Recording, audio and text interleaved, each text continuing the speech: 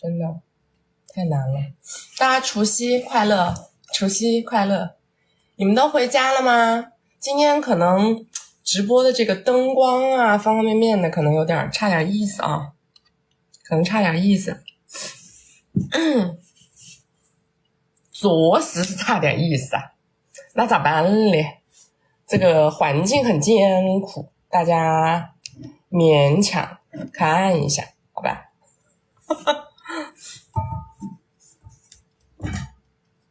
然后我今天2个机位隔得有点远，有点真的是受不了了。受不了了，我连裤子都没换，我现在穿了个半截裤，我小腿露着，好凉。我太慌乱了，今天我没想到，我以为我已经提前把灯啊什么支架都弄好了，结果没想到用不好。大家新年快乐，大家除夕快乐。我跟你们说，我一回来，我爸妈就又说了我一顿。为什么说了我一顿呢？你们猜？你们猜为什么说了我一顿？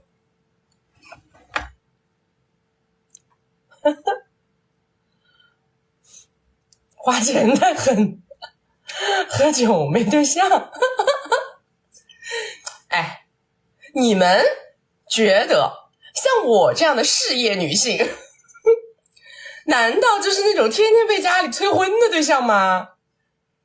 你们有没有想过，我的父母都是很有格局的，好吧？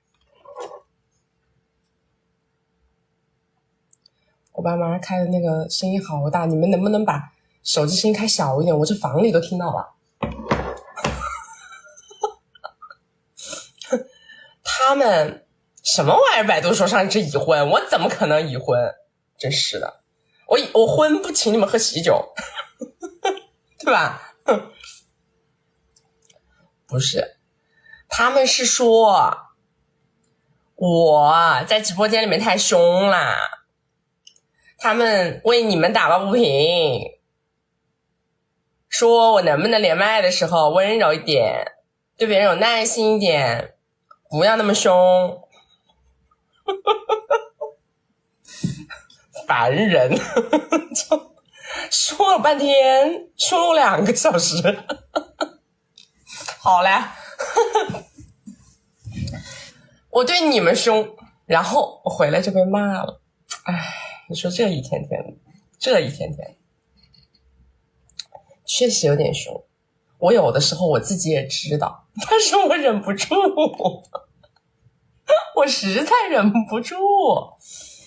哎，我今天是大年30，今天开这场直播，我的目标就是不生气，不发火，不提前挂别人的麦。好吧，你们要提醒我哟，要不然我不想除夕被骂哦。好啦，我们开始连麦吧。我们开始连麦吧。第一个是谁？大家没有关注的宝子左上点个关注啊。Hello， 你好。啊，你好，曲雪老师。你说啊，是我吗？能听见吗？啊，新年快乐！今天我们的第一位幸运观众。啊，新年快乐，新年快乐，很荣幸。我先说一下我的情况和我的问题吧。就是我今年20岁，然后是在上大一，然后我现在学的这个专业呢，就是他未来从事那个工作收入比较有限，就是靠近苹果那一类的。然后我这个人对米这方面就是野心又比较大，然后就是如果这个就是读书然后在工作的话，可能就是与我设想的这个目标有一定的差距。然后我个人这个形象方面还比较好，然后也不渴望进入围城内。然后想问问曲曲，您对我有什么好的建议啊？你在几线城市啊？2、3线城市。2线还是3线呢？23线，23线。我觉得算2线吧。其实你是什么专业的啊？就是教育那一类。谁跟你说那一类的非要走体制内呢？是你家里人非要你走体制内吧？对，家里是有这方面的那个。对呀，哎呦，对，等一下，你这个话说的都不对，知道吧？我们一听都不对。所谓的什么，哎，我这个专业是体制内，哪有说哪个专业非要读体制内的呢？说来说去，其实就是要不然就是你家里人要你去体制内，要不然就是你自己原来总觉得，哎呀，我们还是到体制内稳定，哪有什么专业说是非要读体制内的呢？对不对？那我们这个专业非要进文工团喽。但是现在就是这个国家环境不是有点这些机构那方面不太。你多大呀？你才20岁，国家环境影响得到你？你干嘛？国家环境影响你了？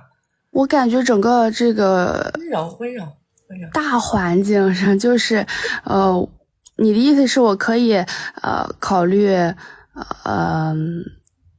就是不考虑体制内，然后根据这个收入去在外面多闯一闯吗？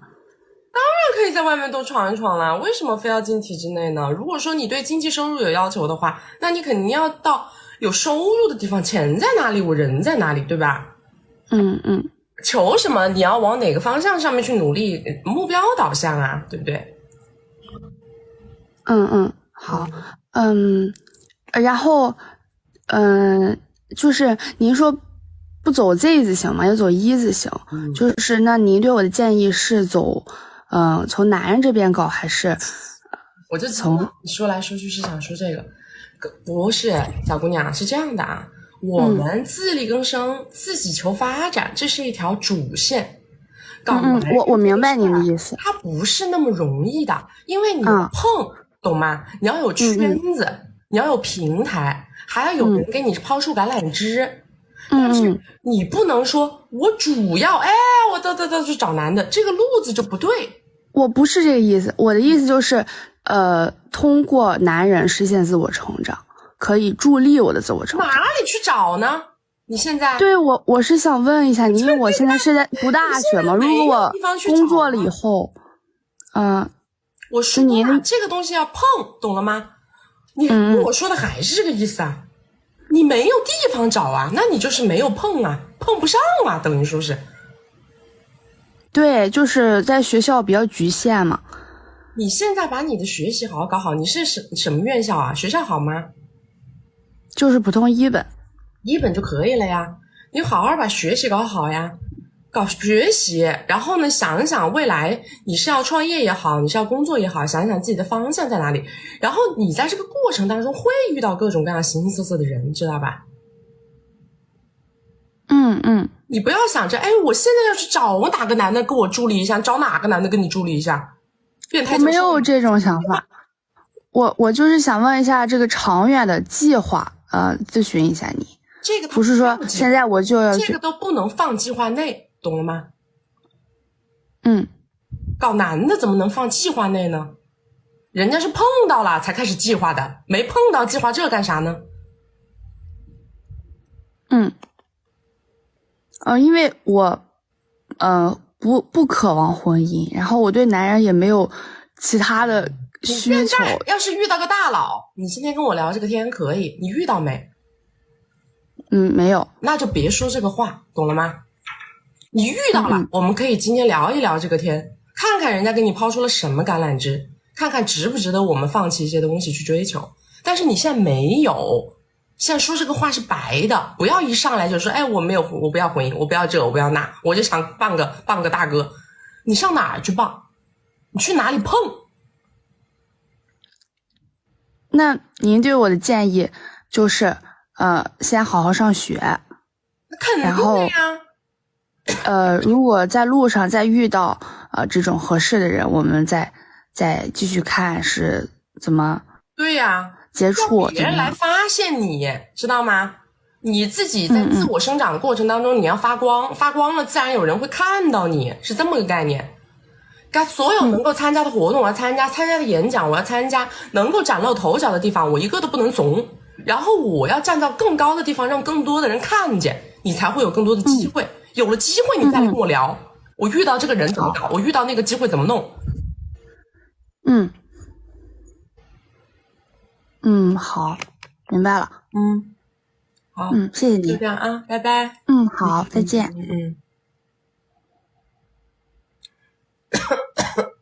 我还可以吗？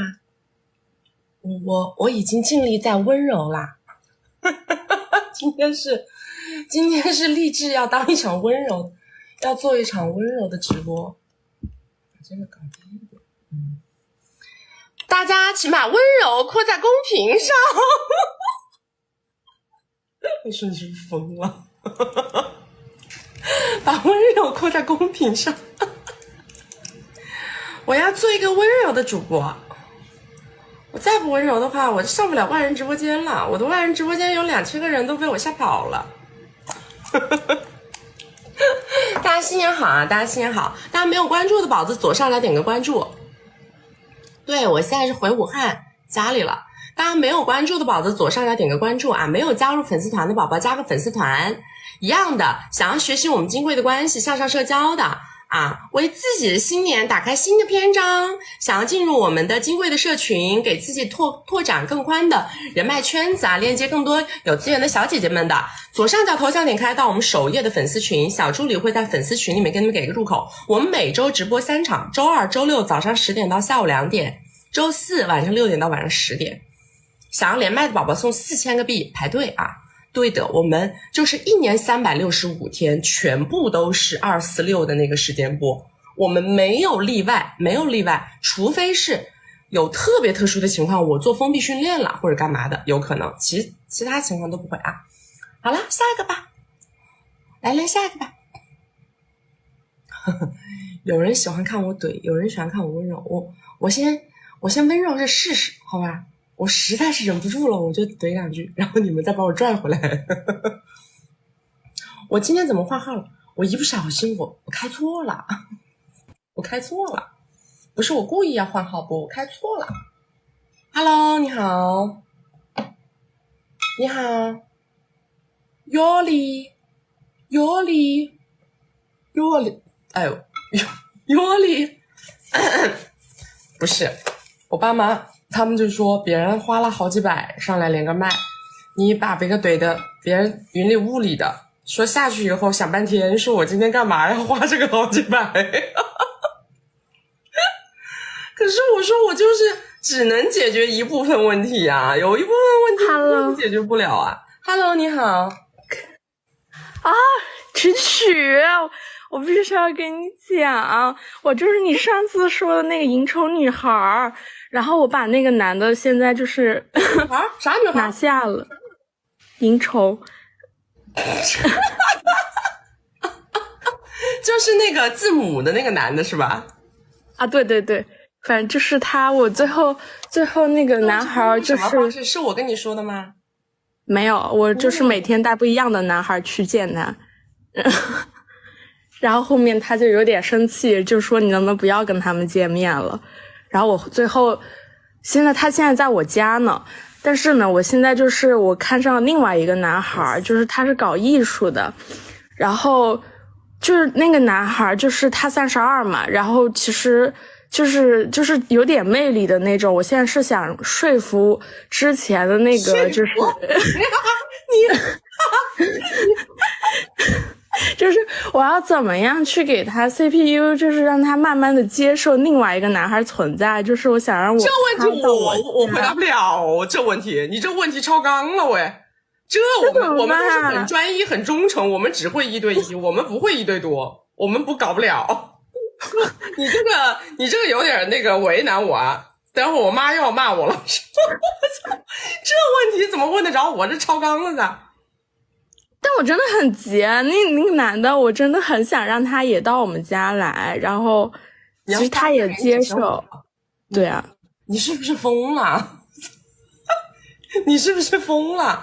不行，我们做不到的事儿我教不了别个的。我哪天我做到了，我就再跟你2个人探讨一下，或者说你做到了，你来教我一下，好吧？好吧，那我是问第2个问题了，然后就是我现在那个投资人也给我拿了钱了，但他没有拿我当时说的2000，但他就是给我拿了1000个。然后我们现在就是已经要落地了，然后地址我们已经选好了，是在外滩和东方明珠那儿。但是呢，就是我现在是一共有2个方案给那个业主方的。然后但我的那个投资人吧，就是他现在有点跟我对着干了，他现在想要那个更稳妥的那个方案，不是想要我最想要的那个方案，然后老拿钱这个事儿来压我，就说我是给钱的那个人。那我现在有2个想法，就是一个是搞定他老婆，然后因为他老婆是个非常狠的一个人，就是他说话就是那个投资人也蛮听他话的。另外方向我就说我自己要去找投资款，就是我想把他踢出去，就是我也想要权力的制衡。我觉得他现在有一点拿这个东西来压我。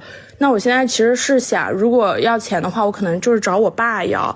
然后，但我爸把我拉黑了，最近就是我不知道，就是他现在我知道他人在哪儿，你就说我要不要去25号的时候，我就直接买机票去逮他。你爸为啥把你拉黑了？因为当时他在跟女孩有约会的时候，我在给他疯狂打电话，然后我就想要钱。你是老天爷派来捉弄我的吧？我在新年的第一天，我要跟大家说，我说我要做一个温柔的人，你是不是老天爷派来捉弄我的？我不知道你说什么了，那你去逮呗。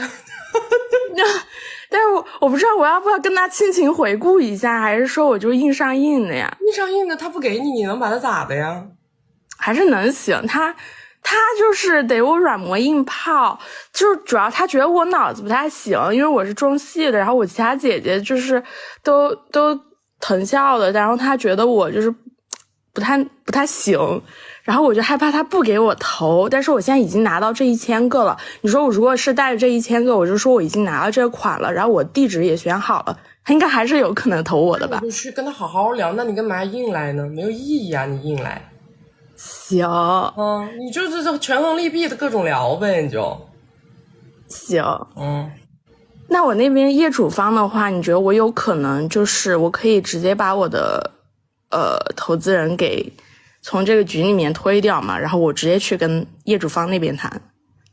你能认识吗？你能联系得上吗？我认识得到他们，我已经跟他们吃过饭了。那你就去聊嘛。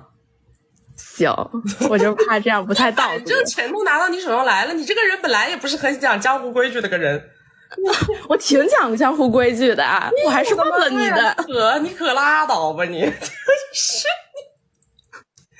你这个人就很没有章法呀，目无章法。对，差不多吧。我今年就是打算把这个项目做了，我就躺平了。好吧，那你好好干啊。好，真的没救了吗？我真的没有办法去 CPU 那个男孩让他去接受吗？不是，你有办法，但是咱不会。有，是不是？有肯定有，但是咱确实不会，这不是能力有限吗？能力边界有限的这。那钱能行吗？啊？那如果我说每个月给他开多少，这样能行吗？你试试吧。行。好，拜拜，谢谢琪琪。是哪个地方出问题了啊？是哪个地方出问题？我们这是一个非常严直播，到底是哪个点位出问题了？你们快告诉我，到底是什么地方出了问题啊？对，他们给你出了个招，说让你再买个房子。反正你都是那种用米来搞定男人了，对吧？用米说话的人了，你就再搞套房子呗，是不是？干嘛人家2个人一块住呢？对吧？他问题是他想享受的是他一个人跟2个人同时一起生活，他要的是这，你们没听懂，知道吧？那不是房子的问题。你是不是看那个美剧把脑子看坏了？啊，你是不是看美剧把脑子看坏了呀？啊，来，大家没有关注的宝子左上点关注。就这还怎么保持温柔呀？啊，我真的要问一下我妈，这到底要怎么才能保持温柔？好难啊，我觉得。大家没有关注的宝子左上点个关注啊，没有加入粉丝团加个粉丝团。想要找我们 EV 或者是想要看金贵的关系进金贵的社群的宝宝，左上角头像点开到我们首页的粉丝群啊，小助理会在粉丝群里面给你们给个圈圈的入口。来，下一个，哎呀我的妈呀，真是世界之大无奇不有啊！你们这个新年愿望就是希望我能够有2个老公是吧？我们直播到下午2点啊，我理解不了，我不行，我做不到。Hello， 你好。到我了。哎，你好。诗诗你好。新年快乐。我目前有个情感问题想咨询一下你。我已经做好被喷的准备了，希望直播间的姐妹轻点骂。简单介绍一下我的情况，我是985本科硕博连读，目前在读博97年的。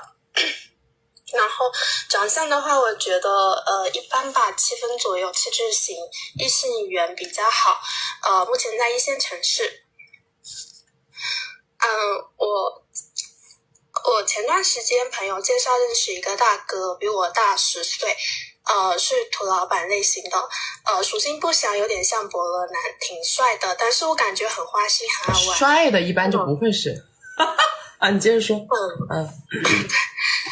然后他学历方面的话，他应该是比较低的那一种了。我喜欢养成系的。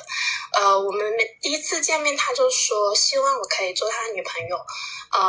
当时我俩都喝了酒，他想发生，然后我脑子一热就答应了。但是我说如果你发生完就不负责怎么办？我需要保证。然后他说怎么保证？我就直接要米。因为听曲曲说要大概多少岁要多少米嘛，我就让他先转了10万，承诺之后每个月他说是给我5W 米。目前在一起1周左右，见了3次面，每次都发生。期间他又给我转了10个 W， 但是我主动讨的，说要去报课。然后他又说我是小财迷，这些钱对他来说1顿饭的钱都不够，但是就是我要的方式太下头了。因为我说过一句话，就是你答应的就一定要做到，不然就是骗人什么之类的。因为我确实不能完全信任他嘛，因为只有米可以给我安全感，而且我不知道我们的关系能持续多久，因为他身边不缺美女，我的竞争力就在于家世比较清白，可能学历高，职业好这些。但是这种优势我觉得在两性关系里面不是很重要吧。所以我的诉求是，问题是我希望他能加大付出，比如下次见面的时候，不是到给米的时候了吗？他之前说5W， 我想能不能提高点，就是要多少比较合适，以及怎么个讲法会不这么下头。然后对，然后过年不是要掏红包吗？我在想会不会太频繁把他吓跑了？如何让这个关系更持久一些？你们要持久，你们应该先拉感情啊！你前面你第一次有了10之后，后面就应该是拉感情的区间了。你每次见面跟面就要开个口，每次见个面就要开个口，还是交易啊，给人的感觉还是交易啊。就是对，但我有给他送礼物啊。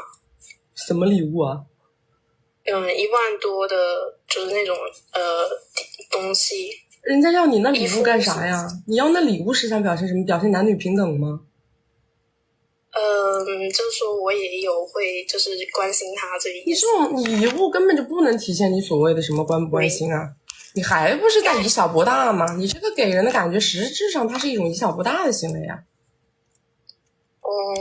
男的给你10万，你花1万，你以为是干嘛？你这是没有意义啊！你们的感情都没上来啊！你们才认识多长时间啊？1个礼拜。一个礼拜你就回回都是开口就是米，回回就是米。有一回没有说。你自己感觉好吗？你自己觉得这样好吗？我觉得有点太频繁，会感觉他可能会不是很喜欢这种。那肯定啊，因为你这有点太急功近利了，太急功近利了，给人的感觉就是出来搞米的，写脸上了。那如果是这样的话，人家为什么不去夜场消费呢？你所谓的优势对他来说造不成优势。因为我怕他就是白嫖嘛，可是人家已经给了呀，他没有白嫖啊。您的意思是，就是现在就基于他目前给的这个，我先跟他就是处感情。对呀，你没有感情这些东西，每次这小敲这小敲小打的，敲不了多少回，敲不了个几回就要掰了。那我应该怎么操作会好一点？你没看过《金贵的关系》？哎，人呢？这也不是咱也不是这么教的呀，我们也没有哪个系列的像这么教啊。不生气，不生气，不发火，不吼人。来，人呢？叫啥来着？这叫啥来着？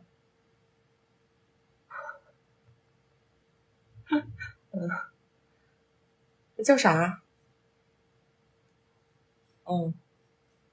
什么 circle 什么的。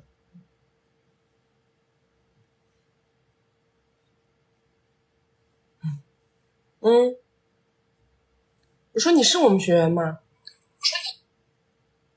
是啊。可是我们也不是这么教的呀。就不要太频繁，就是先就是处一下感情。我们都是讲搞大件的，我们没有这种小敲小打的这种东西的。你每次这样小敲小打的没多少意思啊。人家说了每个月是多少就是多少呀，其他的东西就不会再提了。就你的意思是每个月5W 就不要再提其他的？对啊，你偶尔你说你天天联系吧，你偶尔有一天说我去买个衣服，我去干个嘛可以，但是你这见面就是这个，见面就是这个，有点不太好吧？我们听着都挺难受的。明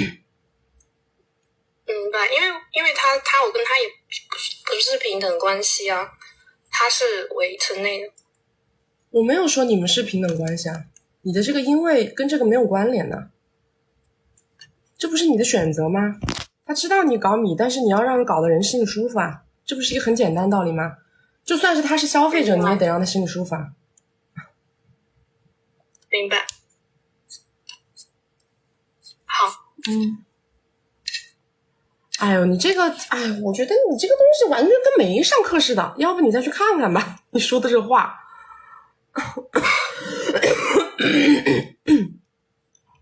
就不是这么搞的，这么小敲小打，每回搞，这听着都不太那个，都有点 low。明白。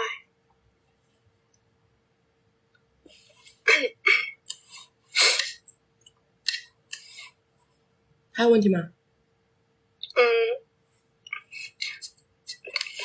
就怎么样才能给男生一种就是没有说很讲图米，就是没有那个那么捞的感觉的？我们根本就不会开这些口啦，开口都是要拉感情再去开的，感情到位了才会开的口，一开就是大口。平时的这些小付出，一个月你说个一次就可以了。我就觉得你没上课，你知道吗？你现在跟我讲的话，我都觉得你没上课。我懂，但是很怕就是那种白嫖男生啊，就是他。可是人家已经付出了。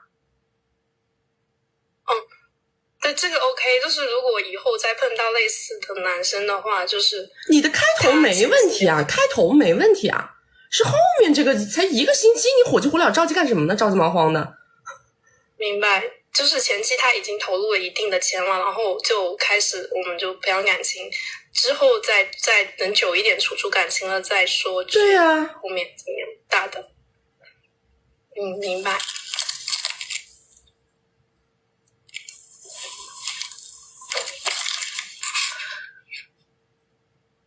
还有问题吗？最后一个问题就是，如果对方已经感觉你比较爱钱了之后，怎么去缓和这个扭转那种他的对你的印象？你现在没有什么呀，他又没有说不跟你好了，有啥好扭转的呀？不用扭转，不用扭转，你就正常处就完了。你不用做什么，他现在有没有说要不跟你好？他有没有后撤？有没有怎么样？你还想着你后这2天再怎么开口呢？显然他也没有后撤呀。他没有。所以我说以后如果碰到这种男生，什么意思？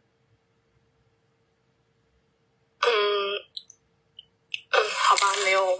只是如果以后碰到有其他男生，比方说他觉得你比较那个爱钱，然后怎么样去扭转这种？为什么要扭转？你下次就不要这样见一次面开一次口，见一次面开一次口，见一次面开一次口了呀！你为什么下次还要这样做呢？好，明白。就这样，拜拜。好，谢谢，拜拜。我这怎么压抑得住啊？我这太难了，我太难了。哎，你们到底是怎么看的课啊？你们是看的片段吗？我们哪节课里都是这样讲的？这到底是怎么学的？我的天哪，问的问题我觉得清晰了吗？我们哪一个章节里讲过见一面就要开口，见一面就开口，见一面就开口？我们哪个章节里像这样讲过呢？对不对？你们这种都是那种很小捞女的那种玩法啊，就是我们就很就觉得什么鬼？就是你难道想靠这样敲敲打打的搞得上千万吗？那是不可能的。所有的那些大的付出，它都是大的付出，它都是阶段性的，都是一个阶段一个阶段的，都是因为你的情感时间铺垫的够足，两个人有共同的相处的一些经历，然后有情感的积淀，而且还要有好的时机，他才会完成的一些事情。那小敲小打的，我们听着都蛮累，真的听着都蛮累。好好学习吧，我觉得真的，我觉得好好学习呗，是不是？好好学习，好好工作，好好做事业，自己1个月自己也能挣个几个 W， 你自己挣个几个 W， 你有了一定的底气之后，对吧？再去跟那个人处感情，那个人就会觉得你给他的感情更值钱，是不是？怎么说呢？我的意思是说这个操作路径 low， 我的意思就是说这种操作路径 low， 不是说什么所有人都能大的小的问题，知道吧？大的小的它叫相对论，就是对于一个没有走出过大山的人来说，你跟他给1万那叫天文数字，对吧？你跟一个从小到大就是自己学习啊，方方面面把自己都培养得非常优秀，长得也很漂亮的女孩子来说，那我觉得100个 W 就不算什么，它是一个相对的一个东西，所谓的大与小没有绝对值啊。金贵的关系，左上角头像点开到我们首页粉丝群，小助理会在粉丝群里面跟你们给个入口啊，小助理会在粉丝群里面跟你们给个入口。人家知道你们的关系不平等啊，这种东西还用说吗？对不对？你该开的口都开过了呀，也不是没开过。你不是说看诚意看了呀？看诚意看完了呢，那人家要看你诚意了，是不是？看诚意是双方的，明白吗？你看了他的诚意，他是不是要看你的诚意？一个人先踏出一步，另外一个人是不是要后踏出一步？你不可能说啊，因为他跟我送了个10万的礼物，我跟他回个1万的礼物，这个叫我的诚意？这叫什么诚意？这个叫以小博大，男的又不傻咯。可能是我知道了，你是在别的某些情感主播那里听到这种论调吧？就好像有的情感主播不是会说，想要男的给你发大红包，你先给他发个小红包。不用，今天不是，那你们不信去试一试好不好？来，你们不信去试一试，我今天把这个话放在这里，今天就是大年30啊。那2种方式，一种方式是你把所有的人拉出来发个什么几块几5毛5块啊什么这种小红包，你试一下看看有几个人给你发。你再一个方式，你直接给人发语音，喊人家的名字，直接说恭喜发财，新年祝你的讲一段语音发过去，你看看哪个效果好好吧，你看看哪个效果好。你们那个以小博大那一套就不知道在哪里学的人家真正的那个愿意付出的愿意给你的男的，他在不在乎你那个几块几的红包呢？你那个几块几的红包在我这里看来就是个就是个 low 的要死的一个小心眼儿，真的就是个 low 的要死的小心眼儿。真的是你把那个祝福的话说的让我觉得，哎呀，真舒服，哎呀，很真诚，是吧？一听就不是群发的，人家那大方的人绝对给你发红包。这毁什么三观了？这新年发红包不是很正常的个事情吗？这也毁三观。来下一个来，可以吧？你看这才开播半个小时，我都教你们了，那你们可以去试验一下嘛，对不对？试验一下嘛。ST Online 上次不是连过这个吗 ？Hello， 你好，曲曲老师，你好，你好，你说。哎，上午好。那个我先讲一下我的情况吧。我就是今年32岁嘛，就是在围城内，然后，我老公就是我的另一半，他是属于那种就是在那种经济行业里面嘛，就是属于比较很一般的职员吧。然后当时我们也是两个人也是对碰认识的嘛。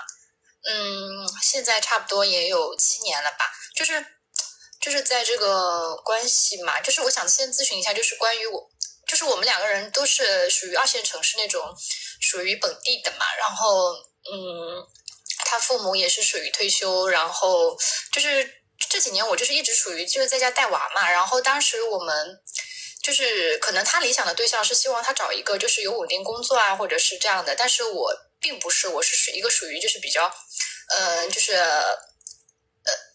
怎么说呢，就是比较自由，然后当时我觉得他就是跟我能够在一起，可能就是因为我自己就是我一开始也是一个属于比较恋爱脑的人吧。亲爱的，你的问题是什么呀？我感觉你的阐述不清楚，你的问题是什么？我的问题就是因为就是这一年他就是会经常对我冷暴力，然后经常会嫌弃我，就是他可能是不是就是因为我没有稳定的工作，然后就是会就是一直处于就是这种冷暴力，会经常挑三拣四啊，或者是因为各种问题就是会嫌弃你。你原来是独立女性吗？你原来是独立女性吗？就是原来就是我就是结婚的原因就是成分就是我就是觉得我当时就是我父母嘛，就是有一个就是属于一个小厂之类的嘛，他就可能就是觉得我的条件，但是我自己是毕业于就是那个属于就是本科嘛，然后这也是属于一个比较长相还可以，然后形象气质也好，就是属于艺术类的嘛，然后当时就是他是觉得就是这一年他就是会就是不太愿意再对我付出了，然后就是会经常不愿意上交工资啊，就是有点感觉。你看过他手机吗？你看过他手机吗？啊、看过他手机吗？我看过啊，他没有什么呀，就是没有什么，他就是我感觉他是一个把钱看得比较重的人吧。如果就是当时我本来是属于工作状态，但是因为没有人带娃，然后我就是自己把工作辞了，然后在家带娃了。然后带娃以后呢，就是属于管理，就是辅助帮父母管理一下嘛，就是比较小的一个小厂，然后经济效益也不怎么好，然后呢就一直没有什么起色，然后他也就是对我开始有一点很多嫌弃。但是如果当我就是比较优秀的时候，就是能够把这些都管理得很好的时候呢，他又会讲话相对来说比较软一点。但你觉得我们俩现在就是喜欢光环嘛？喜欢你身上有光环嘛？那你要是想让他对你有那种好的感受，你就得把自己身上的光环找到啊。那可是我是觉得就是我为什么不能找一个对我付出的人？就是为什么一定要就是让别人觉得我身上有光环呢？因为关系的本质是交换呢，你拿什么去交换他的尊重啊？你换谁也得这样啊，你换谁你也得有东西去交换呢。就是因为我当时就是对，如果确实是我优秀了的话，他就会觉得啊，他又会对我讲话各方面态度会好一点。那不是应该的吗？对啊。然后那他是不是那这跟爱不爱有关系吗？没有，哎呦，什么爱不爱呀？爱也是建立在价值交换的基础上的。爱什么？拿什么爱你？爱空气啊？这种是正常的，就是我要去把自己的这个价值给提升，对吧？对啊，我们没有躺平这一说的。你不管是工作做事业还是结婚，没有躺平这一说。就是我在这个就是在今年嘛，就是我就是认识就是外面有就是那种大苹果嘛，相当于对吧？然后就是事业上面有了一定的起色吧，就是也慢慢的脱离，就是说之前就是因为重心就在家里，现在把重心转移出去了，然后就是在今年吧，他就是陆续给我提供了，就是我有自己的平台，然后他会给我提供相当于就是对接一下，然后他会给我提供就是差不多50W 这种吧，就是可以基本上就是我可以在家里躺平了，然后我老公的态度呢就会有所转变。然后那你觉得我这后期要跟这种大苹果怎么相处呢？跟大苹果怎么相处？本身你跟大苹果不就是因为有事儿要找人家帮忙还是怎么样吗？对啊，是的，人家帮了你，你就把该回馈给别人的部分回馈给别人就好了呀。就是正常的回馈是吗？对啊。但是在里面有很多就是也有可能别的大苹果吧，就是不仅仅就是一个吧，可能有2-3个啊这样子，就是可能有的人他就是不想要这种回馈。那要什么呢？那你要找到别人要什么咯？就是我就是感觉好像就是有那方面的感觉吧。那你什么意思呢？你什么想法？我就是在想，就是我要跟他怎么相处啊？你想不想跟别人有那一步？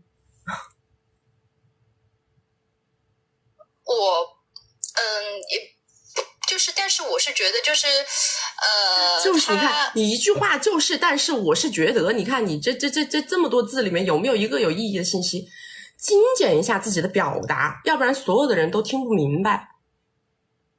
我就是在这一年，我就是有那种想出城的想法，就是一直在。现在外面有合适的对象了吗？没有合适的对象，说什么来？你出城，你出去了又嚷着要回来，你到时候。这样的是吗？要有哪样的状态我才可以出城啊？不是不是叫有哪样的状态你才可以出城，没有这么聊天的，知道吧？没有这么聊天的。你啥也没有的情况下，现在你老公也没个啥，你自己也没说，我在外面现在没有别的男的，我现在跟你说，你把这个婚离了吧。有这么聊天的吗？你们俩有娃吧？有啊。对啊，有这么聊天的吗？没有这么聊天的呀。现在是你们的婚姻遇到了什么巨大问题，他劈叉了，他不回家了，还说你现在遇到别人了，你跟别人2个人爱的要死要活了，那个男的非要你扯快乐证了，你现在要遇到这样的坎儿了，你跟我聊这个天儿，对吧？咱们现在什么什么剧烈矛盾都没有，这个天怎么聊得出来呢？就是这一年就是比较受精神折磨吧，就折磨了一年，就是觉得我们2个人之间怎么聊都聊不下去，就是一直都是徘徊在想扯快乐症又不想扯的那种，就是被他精神折磨。你们在一起几年呢？7年。7年之痒听说过吗？每一对夫妻都是这样过来的，那不可能说一直都没有折磨，都每一对夫妻都有过杀死对方的冲动，你知道吗？就是这样。你也不是什么特例，就是我觉得你不是什么特例啊。就是感觉他就是希望对方去付出，但是我觉得他根本就他自己也没有什么，但是他就是指望别人付出。这就是磨合。你也说了，如果你自己有价值，他就会对你更好，他也会有付出意愿。当你自己不想去拔升自己的价值，就希望自己在躺平的情况下对方对你付出的话，这个是不吻合人性的。这个我明白，但是我是觉得他感觉有一点就是怎么说呢，就是他其实并没有什么，但是他希望别人来付出，是这种状态。这样，你找一个比他愿意付出的男的，你就跟他掰，好不好？我就是觉得他的想法是不是有问题呢？他的想法有问题，如果他的想法有问题，他自己感到痛苦，他会改变，明白吗？谁痛苦谁改变，现在痛苦的是你，不是他。他痛苦呀，他就是。你怎么知道他痛苦呢？他自己痛苦，他自己知道变，他没变就说明他不痛苦。他这一年他都会在P 某 A 我嘛，然后就是，但是我提升了，他就又会有一点，他会又做出一点改变，就是这种。你这个但是说明什么？我们已经说过了呀，你想往好了过，你就提升啊。他不接受你不提升啊。对，他就是必须得。对啊，就是这样，就是这样，明白吗？你要是那个在家里学习成绩又不好，在家里调皮捣蛋的小孩，家长都不喜欢你呢，你爸妈都不喜欢你，你别说你老公了。是，就是怎么说呢？就是我们在发展上面也存在很多的问题。哎呦，我的妈呀！你要是实在想掰呀，你就掰吧，对不对？你实在想掰你就掰。你这个关系在我这里听来，我没有觉得到了那个非掰不可的地步。你要是实在想掰，那没办法，那就只能掰，对不对？你何必呢？因为我是一个外人，日子是你们俩过的，不是说你来说服我，然后让我来跟你说可以掰，这个逻辑不对。我作为一个外人，我不能在你们两个人的婚姻关系没有发现明显裂痕的情况下跟你说这婚不能过了，这是不负责任的行为。你也不应该跟我一个外人像这样去据理力争的来说服我，让你们俩掰，明白吗？就是他会有的时候就觉得啊，你就会说我是交际花啊之类这种话，然后就是会说，哎呀，你现在都不是核心问题，你说的这些都是很细枝末节、很碎的一些东西，这些东西你可以去找居委会聊，明白吗？我们要聊就是说有问题了，解决问题。你现在就是今天聊点这，明天聊点那，你就好像是今天这个胡椒放多了，明天那个辣椒放多了的意思。哦，好的，我明白了。就这样啊，拜拜。啊，拜拜。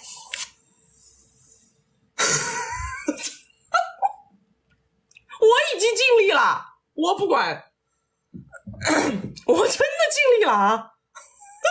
哎，我真的尽力了，我今天已经尽力不骂人了嘞，真是。你们啊，我真的建议大家，所有的人都能够在我直播的时候啊，大家能够跟我一起说话，尤其是在我挂了麦以后。你们能够在屏幕前面跟我一起说话，为什么呢？你们有没有发现有些人他们的表达就是到不了核心的，到不了重点的，10分钟说不到重点。你们那个废话文学是不是在哪儿就把个废话文学的学坏了，把脑子学坏了？语文都是怎么学的？这个那个这个，但是就是可是我这是干嘛呀？啊，一个句子主语谓语宾语就是一个句子完整的表达，你们这在干什么？这个实在是表达不好的，你们一定要写个稿子，对吧？一定写个稿子，不要在10分钟之内为难自己，为难他人，为难帮你解决问题的人，还为难听众，是不是？我们要是或者呢，你可以去找我们老师1v1，因为1v1一次电话是半个小时，给你吐槽20分钟，老师说10分钟就可以了，对吧？哎，他就是想有个人告诉他，你这个婚姻没价值了，你扯快了人吧。他就是希望今天能从我这儿听到这样的话，但是我跟他讲了这个话之后，他又会跟我讲，他这个老公还是有优点的，明白吗？我不是跟你们讲过，最纠结的人是什么？他的表达就是一种极尽纠结的表达。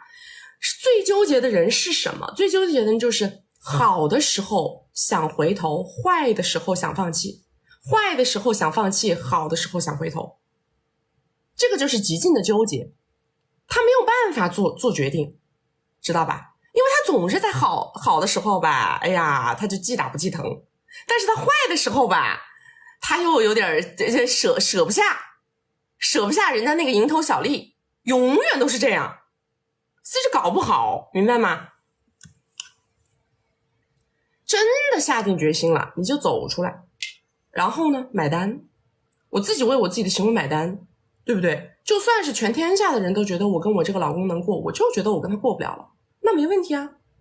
但是你不能让全天下的人违背自己的内心去告诉你们过不了了。全天下的人不会跟你聊这个天，不会跟你讲这个话，因为那是你的家事，别人不能负这个责。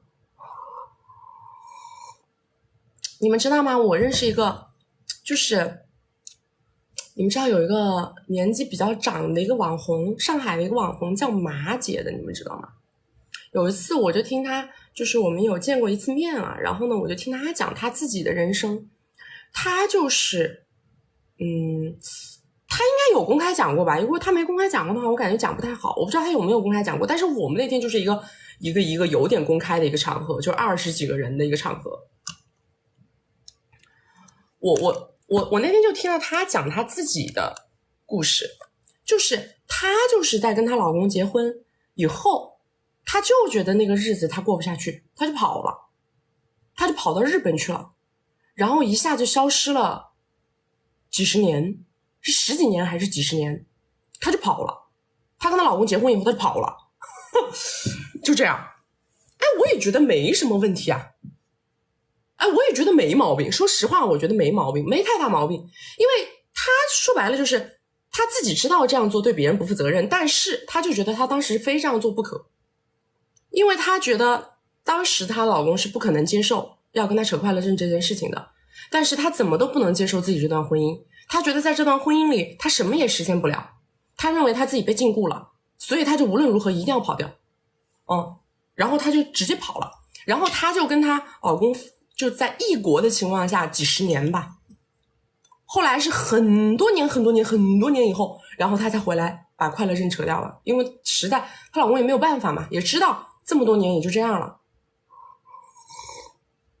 这个就是人家愿意去为自己的行动去买单呢，愿意为自己的行动去负责啊，就是我的决定我自己买单啊，对不对？那你说在当下的他，在年轻的时候，他在婚姻里的时候，他如果出来问1万个人，你觉得1万个人会跟他说你这个婚你要跑，会跟他这么聊吗？会跟他说你这个快乐证必须要扯？他们俩啥矛盾也没有，你说人家会给他这种会给他这种建议吗？对不对？人家给他这种建议倒是说，哎，那就是他让他们俩扯快乐证的，人家爸妈拿着刀过来追杀你来了，对吧？来，大家没有关注的宝左上点个关注啊！没有加入粉丝团加粉丝团，没有看过金贵的关系，没有进过金贵的社群的宝宝，左上角头像点开到我们首页粉丝群，小助理会在粉丝群里面给你们给个入口。她说她老公才给她投了50万来，我也不知道她所谓的付出到底要啥。所有的人就这样，不掂量自己的价值，只看别人该给你什么，别人凭什么给你。这个世界关系的本质是交换，这是我们金贵的关系第1节课就给大家讲的，关系的本质是交换，你拿什么交换别人的什么，不要想着自己一滩烂泥，别人能爱上一滩烂泥的你，他如果是一滩烂泥，你也不会爱上一滩烂泥的他，对吧？己所不欲，勿施于人，就是最简单的一个道理。来，下一个来，下一个是谁？哎，我这个充电老是充不上了，烦死了。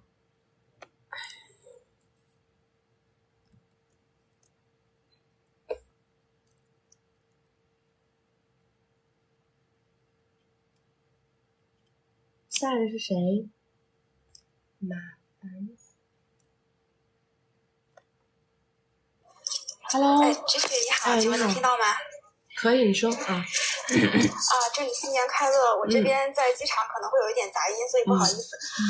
但是我那个已经写好了我的故事线，现在还能听到吗？你说。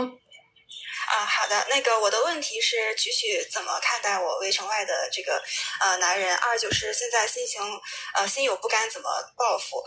我的情况是我今年28岁，身高167，在银行后台工作，年收入15个 W， 然后家庭。断了，我戴眼镜是因为我眼睛还没好，我眼睛右眼发炎还没好。你看我这只眼睛连双眼皮都没了呢。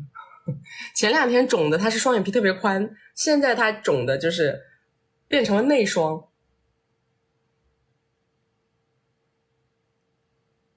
你们别跟我说报复这种词，我听到这种词我都觉得不值，我听到这个词我都会觉得不值。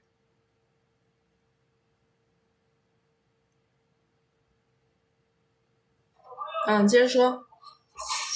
好的，我的情况是28岁，身高1.67米，在银行后台工作，然后年收入15个 W， 家庭条件比较普通，外貌大概是6、7分的，就是氛围感美女吧。我围城内的另一半是30岁，我们从大学到围城内一起。你那个信号不是很好啊？你那个地方信号不行啊？我再连最后一次啊，再连最后一次，再断了你就换时间连了啊。连麦是送4000个币排队，没有送币的排队无效啊。送价值4000个币的礼物排队。喂，菊菊，你接着说。不好意思，我可能是切到小作文那里，就它会信号不好，那不能退出。我就直接跟你说吧。对，好的。我刚刚说到我的另一半，他是30岁，然后我们是认识了8年，从大学到现在互为初恋。在2年前已经我们2个进入了围城，然后他性格稳定，家庭也很好，然后学历也很好，修养也很好，就是一个很不错的老公。然后我围城外的这个男生呢，我们是大学校友，但是大学的时候互有好感，但是并没有深入的联系。然后2年前我们又重新产生联系了。当时我正要准备进入围城，他表示尊重我的想法，但是很喜欢我，所以还想继续联系。然后他是我围城外的这个男生，他是96年的，然后他是一个创业公司的老板。2年前的时候，他大概年收入30左右，现在大概有50-60，因为口罩已经结束了，他那个业务会越来越好。他是特别会提供情绪价值的一个人。然后我们2个一开始只是做红颜蓝颜知己这样的关系，然后因为我已经在围城内了，我每一步跟他从牵手到亲吻到最后一步，我每一步都走得很艰难，内心有很大的挣扎，但是他特别会提供情绪价值，什么都说好，什么都说是。然后直到2个月前，我终于就是发生了实质性的关系。现在的状况是他是有女朋友的，然后呢他有女朋友，然后因为发生了关系，然后本来我觉得我跟他的感情就很深，然后现在感情更深了，所以我不像他以前想的那么的温柔，然后理性，然后独立自主，然后不粘人这样的状态，就是变得越来越介意他跟他女朋友在一起，然后会发脾气，因为他忙没有时间陪我，然后所以变得没有以前那么的温柔了。然后所以呢事情的导火索就是他上周5陪女朋友时间特别久，然后我就很生气，所以说就提了分手，而且说的语气很重，然后他就同意了。但是中间过了个周末，我觉得真的实在太难熬了，所以我周一又去求复合，然后我就问他为什么会对我下头了，怎么会放手，因为之前他表现的非常非常爱我，眼神里全都是真挚，真的就是然后我接受不了这个他已经下头的事实，但是确实我也认清了这个事实，但我知道我离不开他，所以我就跟他说我以后不再限制他跟他女朋友见面了。然后并且要求他以后每周来见我2次，他也同意了。但是我以为事情就这样结束了，就是可以以后正常的平稳的生活了，但是没想到他现在说话就开始变得渐渐的，就是会说一些看似在报复我的话，因为他是努力的当舔狗当了1年半才追到我，然后最近2个月才发生的实质性关系。然后就是追的过程很艰难，他也知道我内心很挣扎很纠结。我之前跟他说过，我小姐妹劝我们2个应该理性一点。然后他现在呢，就是每当我就是情绪不稳定啊，或者是想要占有他的时候，他就会跟我说，要不你让你姐妹再劝劝你。这样的话就是有很多前后不一的表现吧。就是像一个温柔的小刀，左一刀右一刀的在扎我，就是平时还挺正常的，然后偶尔就会冒出一个类似这样的话。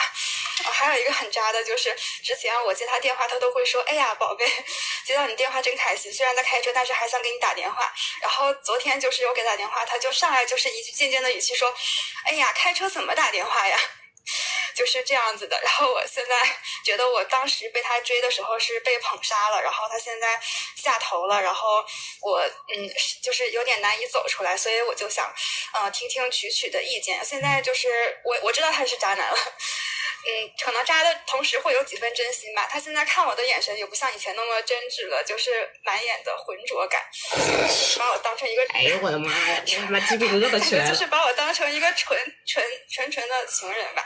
哎呦我的妈呀，你是啥呢？你应该是啥呢？我的天哪，你应该是啥呢？你应该是啥？因为我们心里的朱砂痣啊，心里的朱砂痣。我以为我是白月光。脑子问题你是真的。哎呀，我妈不让我骂人，可是我怎么评价你们这样的呀？我没法，我找不到什么温柔的言语评价呀。这个不是你这太蠢了好不好呀？我跟你讲，你这个跟这个男的1毛钱关系没有，你这事儿跟这男的1毛钱关系没有，跟这男的渣不渣1毛钱关系没有，你知道吗？首先啊，我来跟你从几个方面跟你说。第一，这个男的本身当时来追你，他就知道你是围城内，对不对？对，所以你想想看，他为什么要花1年半的时间去追一个围城内的女生呢？你告诉我。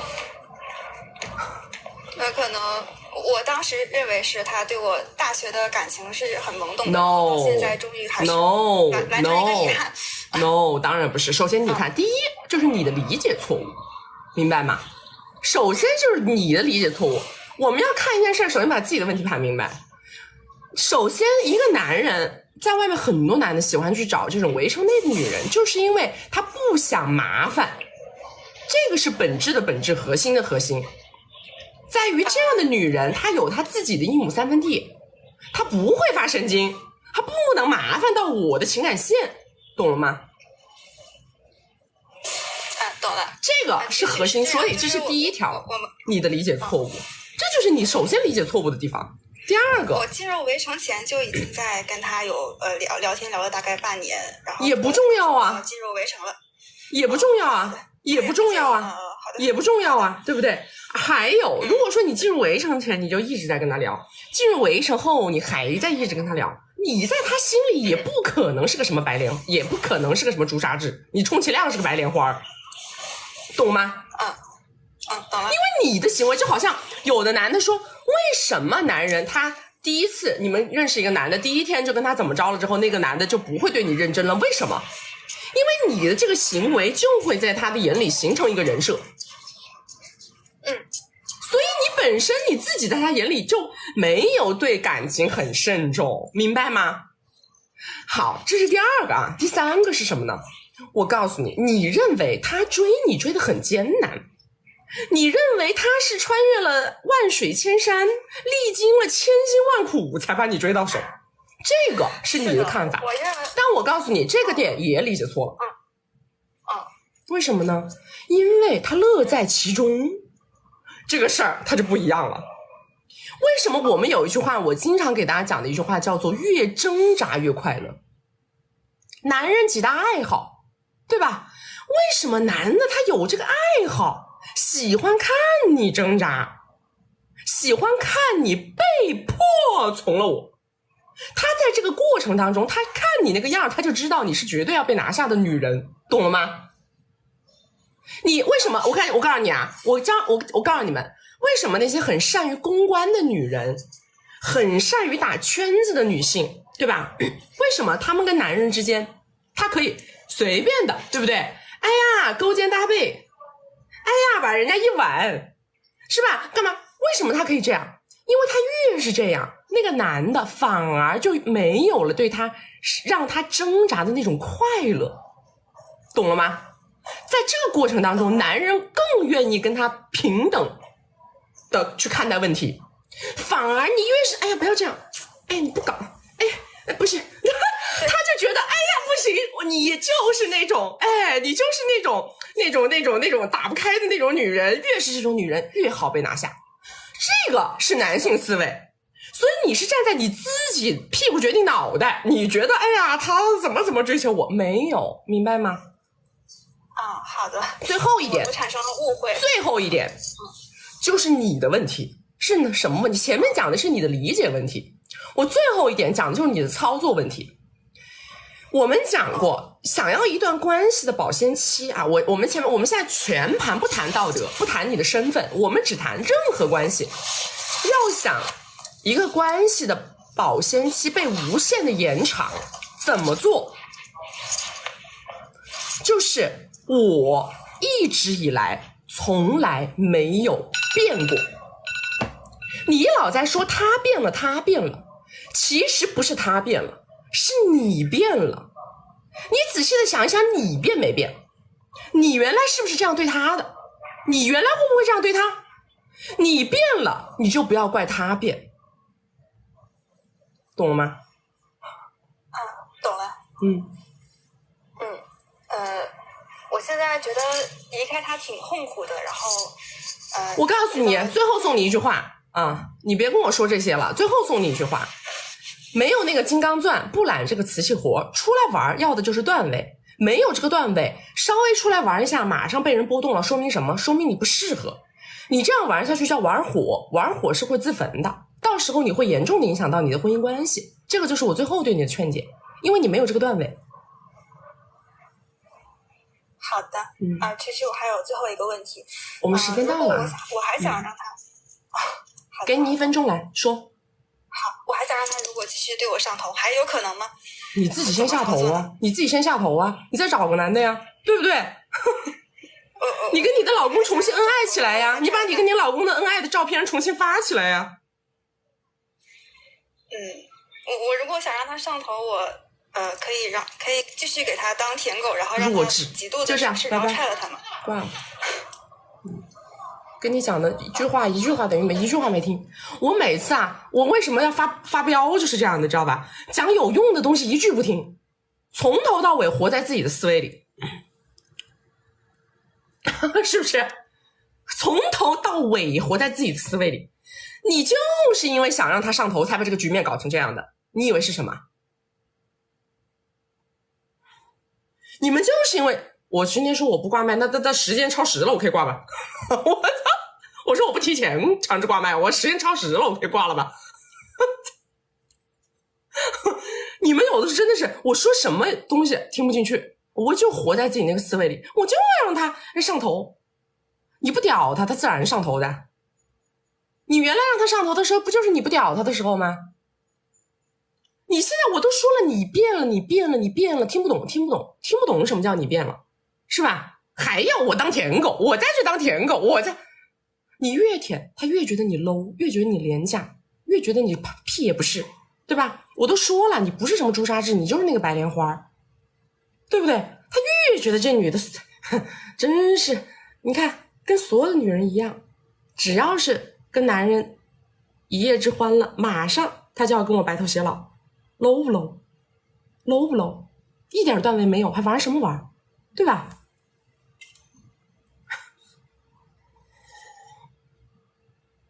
你们什么时候跟我稳得像跟定海神针一样？不管我跟你之间发生了什么，你为我付出了什么，你别说这男的屁也没啥付出了，他今天就算是给我付出1000万，我还是定这儿。这样的女人才会让那个男的一直上头，明白吗？你不管你怎么对我，不管你跟我怎么着了，不管你为我付出什么了，对我来说我永远都是恒定的，我永远都是这样的，我绝对不会开始疯了一样的，哎呀原来本来我挺高冷的，现在开始疯了一样的找你，疯了一样的给你打电话，是吧？我原来呢本来呢就是对你挺热情的，结果呢我跟你发生什么事，我一下子就开始又卑又亢，我不行，我一定要等你先联系我，不，我永远的恒定，我原来是什么样，我后面就是什么样。你给我付出1000万，我也是这样；你不付出1000万，我还是这样。我就是这样。我原来就是你找我吧，我热情回应，那我就是你找我，我热情回应。我原来就是很主动，我现在就还是很主动。我原来就是很高冷，我现在就还是很高冷。明白了吗？这个就是你们的新鲜感被无限延长的法宝。我告诉你们，有没有发现男人他哪怕是年龄在不断的上涨，但是你们有没有发现，他们总是会不停的爱上很相似的女人？你们自己有没有这种感觉？自己看男人也会这样，就是你一旦爱上过一个类型的人，那么很有可能在未来的很多年，你总是会被同一种类型的人所吸引，对不对？所以由此你们可以得出一个什么样的一个观点呢？我告诉你们，就是你能不能恒定的维持在一个风格上，就有可能决定这个人能爱你爱多久，知道吧？很多人是他为什么说哎呀你年轻的时候不是这样的，对不对？你以前不是这样的，你们经常听到这句话，对吧？他总是还是他在下次看一个，他就会觉得你看你人很像，前提是他就是挺喜欢，原来挺爱他那个前任的，他觉得你跟我那个前任很像。有些男的家里找了一个什么样的女的，他他在外面找第三方的时候，他还会去找那个类似的，他只是去找了一个年轻版本的，很多就是这样。你们仔细的去观察一下，你们就会发现。所以不要因为一个男人变化太大，永远的变只有一个变，叫做变得比我的昨天更美好。只有这一种变是可以变的。我今天比昨天挣的更多，对吧？我今天比昨天眼界更广，我今天比昨天更优秀。所有的变是来源于什么变？来源于对自我价值的加持。我是不是给大家讲过两个价值？一个叫做个人价值，一个叫做伴侣价值。所有的变是源于对个人价值的这一块的加持，都是 OK 的。但是对于伴侣价值这一块，我们要有恒定标准，把这两块剥离来看，好吧？大家没有关注的宝子左上点个关注啊！没有加入粉丝团的加个粉丝团，没有看过我们金贵的关系啊，学着去稳定自己核心框架，没有看过的宝宝，没有进过我们金贵的社群的宝宝，左上角头像点开到我们首页粉丝群，小助理会在粉丝群里面跟你们给一个圈圈的入口，你们可以通过圈圈联系到我们的团队啊，找我们1v1或者是看课都可以。来下一个，今天大年30，一定要给大家多一点的干货哟！我要对自己有更高的要求哦，我不能发脾气哦，不能提前挂别人的麦哦。来下一个，我这个眼镜都快被我戴垮了，戴了好久了。这个眼镜是那个 Gentle Monster 的，你们老问，我都快戴垮了，戴了很久都要换了。Gentle Monster。Hello， 你好。土鸡蛋。土鸡蛋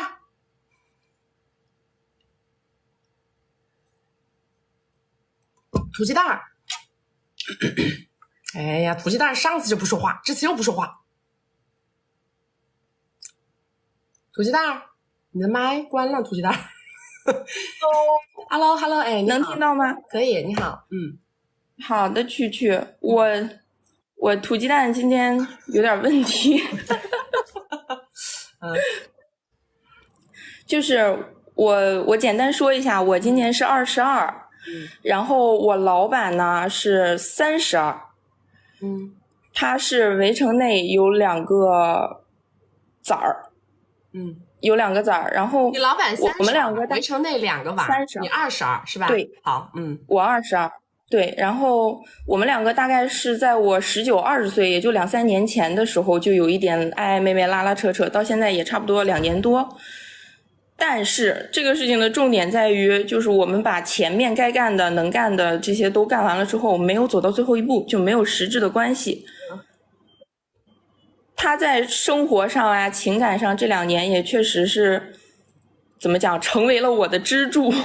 就因为我是一个人在澳洲，所以就你懂的，有一个这样的男的就会感觉很好。但是我现在情况就是我情感上已经沦陷了，但是我理智上会觉得他对我付出的不够，就时间、经济方面还是乱七八糟各个方面，我觉得都是不够的，因为他前面有前科，还有另一段到最后断掉之后，反正好像是不太体面，所以他到我这儿会很收着，就什么事情都收着。什么事情都是点到为止，但是我会觉得那前面人有的我现在也要有，这没问题吧？有问题啊。有问题吗？当然有问题啊。那我现在就觉得，反正我现在就是跟他在闹分手，就闹得挺狠的，闹了得有1个来月了。他又不愿意，他又就是消极性应对，我每一次跟他说他都装没听到，装听不懂这样子。我现在就觉得不会跟他开口吗？开口要吗？对啊，我有跟他开口，我说你多陪陪我，你过年过节的你该送礼送礼。你会跟他直接说你要多少，要什么吗？没有直接说。那你等什么呢？站着要。那我要怎么蹲着要，怎么跪着要？直接要啊！我要什么？过年了，我想要一个新年礼物，我想要一个香奈儿的包包，你给我买。我想要一个红包，你给我发红包。我要给我妈装修房子，我要给我们爸定制西服，我一共要花多少，这样。我这样讲，他也会装傻吧？你讲过吗？没讲过。那不就结了吗？因为我平时，但是我现在在跟他闹分手，我现在就不知道我这样现在断掉是对是错呀？没有什么对错，没有对错。你这个老板多大个老板呢？但问题是我每天还得抬头不见低头见的。多大个老板呢？不是很大，我在他手底下，我一年能赚个大概20个 W 刀，乘个5，差不多是100个人民币。那你想他能赚多少呢？那就是现在这个老板是你的经济支柱，你不该把他哈着吗？你本来就该把他哈着，你又没有别的大树可以抱。所以就即使他过年过节不陪我，也不怎么花钱，我也应该。我刚告诉你了，首先第一点啊，挂了麦以后，先去把金贵的关系看一看。你这一看就是没有学习的人，所以问的问题非常傻，而且呢，你跟他开口的这种方式都非常的蠢，知道吧？我们开口就是一定要明确，恨不得要明确到小数点儿，知道吗？我们是绝对不搞那些模模糊糊的事情的。还有，你核心的本质在于你在站着要。为什么我会说你在站着要？因为你一说，你一开这个口跟我说什么，哎呀，我现在就跟他闹分手，我就觉得我前任怎么样，我一把你这个版本一听，我就知道你是那种站着要的人，我就知道你是那种软饭硬吃的人。所以我不知道怎么软吃呀。对呀，我告诉你了呀，示弱，是告诉他我有什么需求，你要帮我满足我的需求，然后我抱着我不能等着他自己来看。对的，是这个状态，而不是你爱给不给，你不给，老子就找别人给。可问题是你没有别人给，对不对？所以我是要，就哥哥，我想买个这个。哎，对了，那他要拒绝，我就下回再要。哎，对了，哎，有点灵性，去看课啊，去看课。我告诉你，你们要进步的地方很多。还有一点就是你刚才说前任的这个问题，这个是你的整个的意识，就是整个的概念性错误，明白吗？概念性错误，为什么呢？因为你不应该跟他的前任比，你不应该跟他的前任比他付出了多少，你应该跟他的前任比你们的价值差距有多少。这很不好讲，我跟他前任完全不是一个类型的。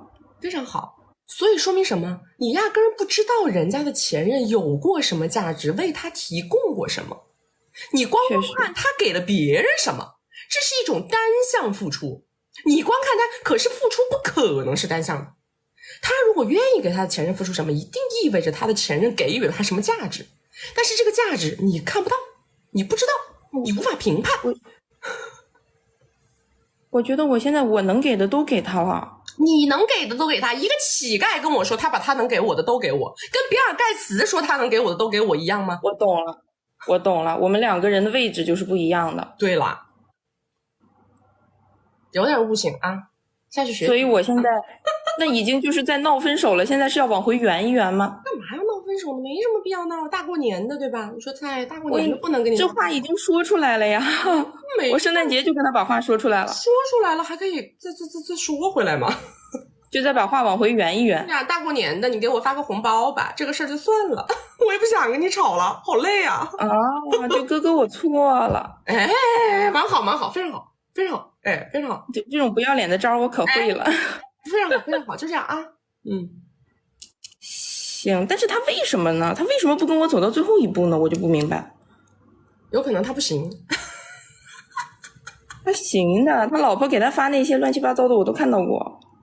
那就是他不想。他为什么不想呢？没有为什么。哎，那就对了，你看你都没有办法让别人想，你还跟别人闹脾气。我就觉得我也不差呀，我比他长得好看多了呀。你看，你都没有办法让他对你有那种不可控制的状态，你还谈什么？你还谈条件？他有的时候会跟我讲，我也就是原话，我也有控制不住，你别这样。他那个意思就是我一怎么样，你离我远一点。可是他还是控制住了呀，对不对？对呀，那我怎么能让他控制不住呀？没有什么让他控制不住的。他在这种情况下，他愿意付出嘛，你就在这个付出的点上继续给他凿口子就好了，不要让他陪你，让他陪你干啥呀？你找这个男的本来就是为了米，你不要搞情绪价值。那我给他情绪价值换点别的就对了，换点米。哎，对了，对，再一个，哪怕他让我舒舒服服的把钱赚了，这也不亏。对了，哎，这姑娘悟性真高啊！去把老板搞定，我上班多舒服。优秀学员，回头可以当城主。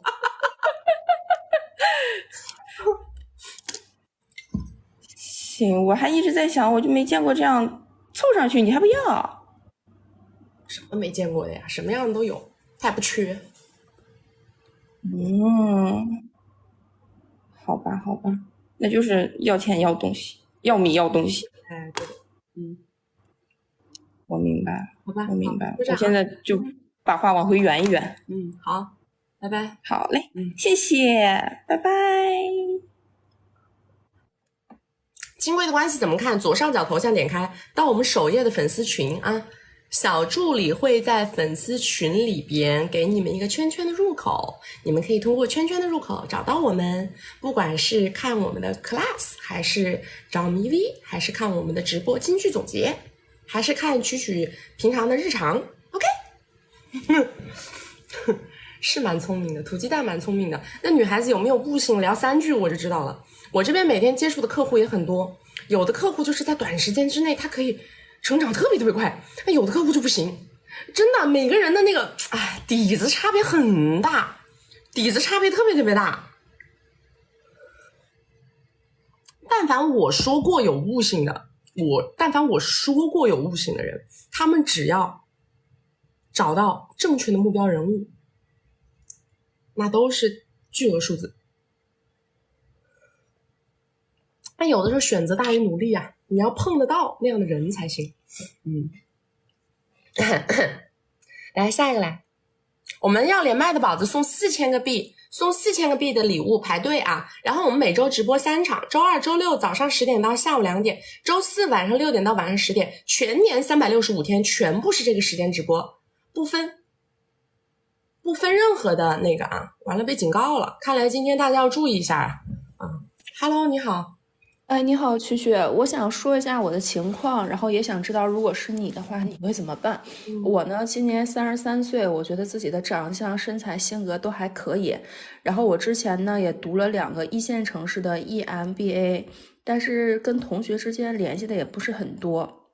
身边呢也会有一些就表示好感的男士，但是我感觉吧，他们都没什么想要的诚意，都是想那个白什么的哈。然后我之前呢是在一个集团公司发展的也还都不错，成为了股东，但是因为口罩的原因吧，然后加上公司出了点大事儿，所以我现在就有点付米了，付了240多个，然后每个月呢要还10W 左右。然后我现在呢想问2个问题，一个是如何能从我之前读的这些 EMBA 的资源或者是其他的资源当中找到别人帮我，然后第2个呢就是我也想找个大苹果，没有找过，自己一直都很累，然后想问问你的建议。你自己是做什么的呀？我之前是做艺术品零售的，然后公司出事儿之后，再加上口罩原因呢，就不是很好找工作。现在呢，就是在一家互联网公司做总经理助理，每个月能有2万多的一个收入，但是这个有点杯水车薪。那你这个情况下面的话，你肯定是想第一个问题首先是把自己的负债解决掉，是不是？对对对。那你现在做总助的话，你这个平台能够遇到一些比较高级别的人吧？我觉得不是太能，所以我现在也在联系我那些 EMBA 的同学，但是我不知道怎么开口，因为有一些人呢，我可能说的稍微直白一点，他们就会给一些资源，但是他所谓的资源呢，就是让我帮他们分销产品。分销产品没问题啊，关键是你要有路子啊，你有路子去分销吗？没有，我这些跟他们联系之后，他们让我帮忙分销，然后我找第三方，这种契合度非常的低，能有1%，但是我去年也靠这种方法稍微缓解了一下。其实你是做艺术品，原来是做艺术品的对吧？其实应该来讲的话，你之前接触到的圈层还是比较高的呀。是，我现在就比较苦于啊，我这些同学，我们之间平时也没什么联系，我也不知道哪些人愿意帮我，或者是说我怎么去说。我跟你讲啊，人都是很现实的，你明白吗？所有的人都只愿意，你看所有的银行，他们都只跟有米的人借米，对吧？没有人会给没有人会给负债的人借米的。确实是。所以你一定要以终为始的去考虑这个问题。你有的是什么？其实你有的是原来的那个平台光环，别人知道你原来是干什么的，对吧？你原来也读 MBA 读这个东西读那个东西，你会结识到很多人的时候，其实你当时的架子还是在的。你要把你这个架子用好。我建议你啊，直接咱们要搞就搞个大的，不要这样子去弄，你不要走现在这个路子，你一定要去设计一个创业项目出来。就是用你之前的一些就是艺术圈的这些资源也好呀，或者是你对这个东西的专业度也好呀，你自己想着怎么去设计一个这样的一个项目出来，直接去拉投资人。你这样做，你一次性起码能搞个几百个过来，几百上千个过来，你这样的话才能够把你的这个问题弄好，然后慢慢的去做。但是如果你不是走这个路子的话，你说你靠这什么这个跟人家这个说，哎，我现在遇到什么困难，这不行的。你把你这个人设搞砸了的话，你33岁也不好靠男人搞的这个米哦，咱实话实说啊。明白。那我知道了，没有别的问题了。好吧，就这样啊。好，拜拜。好，谢谢。我就好像我有的时候跟你们讲的，有一些落魄二代不也是这样的吗？那个落魄二代出来，千万不能让人知道你落魄了，让人知道你落魄了，你就找不着什么好的了，对不对？他越落魄，他越是要让别人看不出来，而且还要把那个饼画的又大又圆，他才能够一下子把那个支点撬住了，要不然的话他是搞不定的。你看前面有个小姑娘，她那个三观不正的，今天第一个连麦的吧，今天第一个连麦的那个三观不正的那个，对吧？他说他要2个男的跟他一起住那个，他不就搞投资人搞了1000个 W。 哎呀，我跟你讲，现在外面还是有很多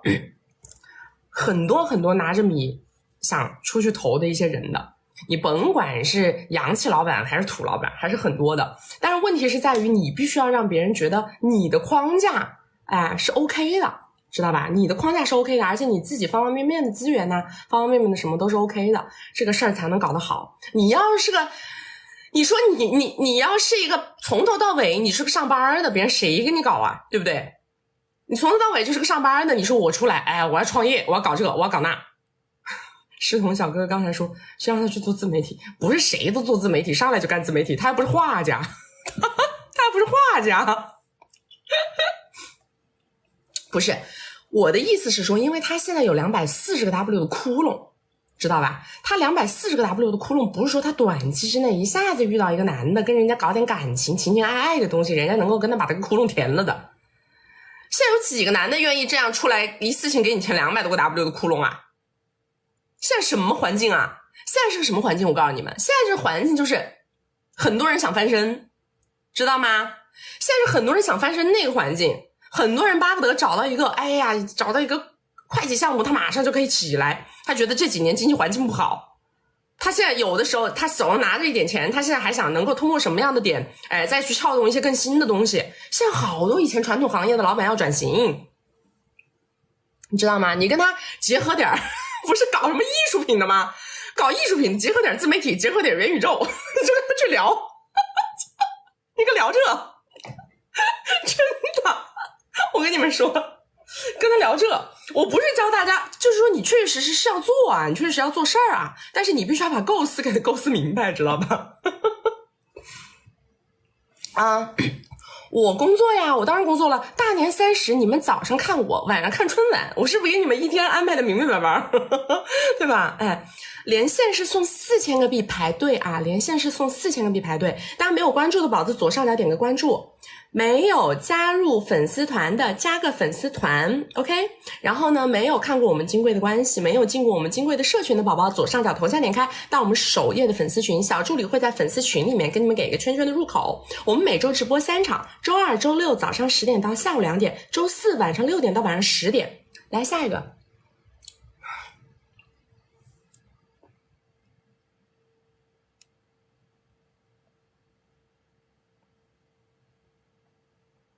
哎呀，我这个充电充不上啊！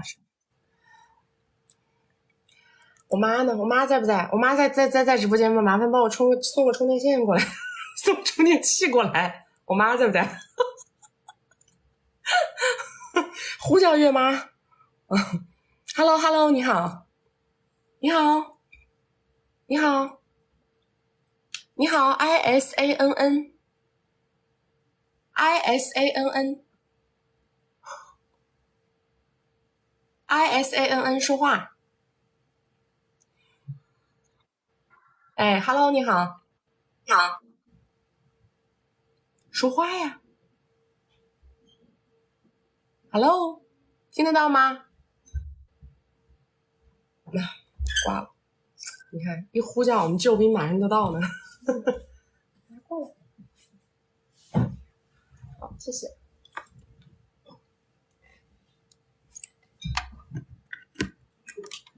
看看这个能不能用啊？哦，可以，好，对，充电线到了，我妈出不了镜，穿个秋衣秋裤，我妈太懒了，我天天你们知道吗？像我这么大能量的主播啊，咱们这是吧，女明星一样的主播，你说我把我妈带一下，我妈自己也有点小网红体质吧。我把她带一下，你说她就专门做那种胖妈妈的带货的，搞点胖妈妈的衣服什么的，你说是不是蛮好带？怎么跟她说都不行，天天就知道打麻将。她骂我，我还把她骂一下，真是的，天天就打麻将。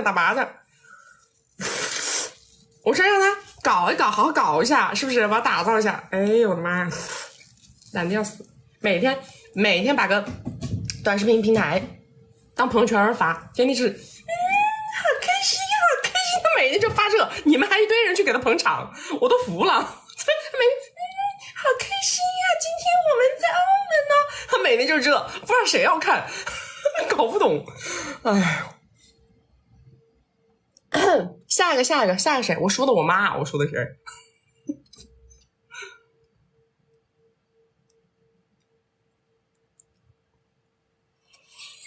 ？Hello， 你好。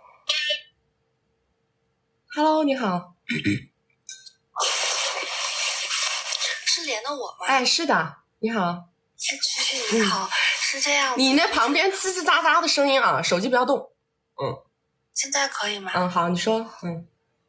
我今年是35岁了，然后呢，我在差不多1年半之前刚领了快乐证，然后呢，这1年半呢。然后因为我也本身有2个孩子，一个跟我，一个跟他爸爸。哎，声音稍微大一点好吗？好，现在好听得到吗？说现在可以吗？然后就是一个跟我，一个跟孩子他爸爸。然后我就在想，然后我自己的工作也还好，1年也就是大几十的那样的情况吧。然后收入什么生活没有什么太大问题，但也没有太富裕。然后我就会想，以后我自己在找另一半的时候。该怎么弄好呢？我其实自己很迷茫，因为最近这半年在半年之前有谈过一个对象，我就是会觉得我们俩认识的也很突然，但是我就特别上头，我就特别喜欢他。但是后来相处以后呢，我就会发现，我们俩有一些现实的问题，比如说离得稍微远一点啊，然后工作生活的时间不太搭对呀。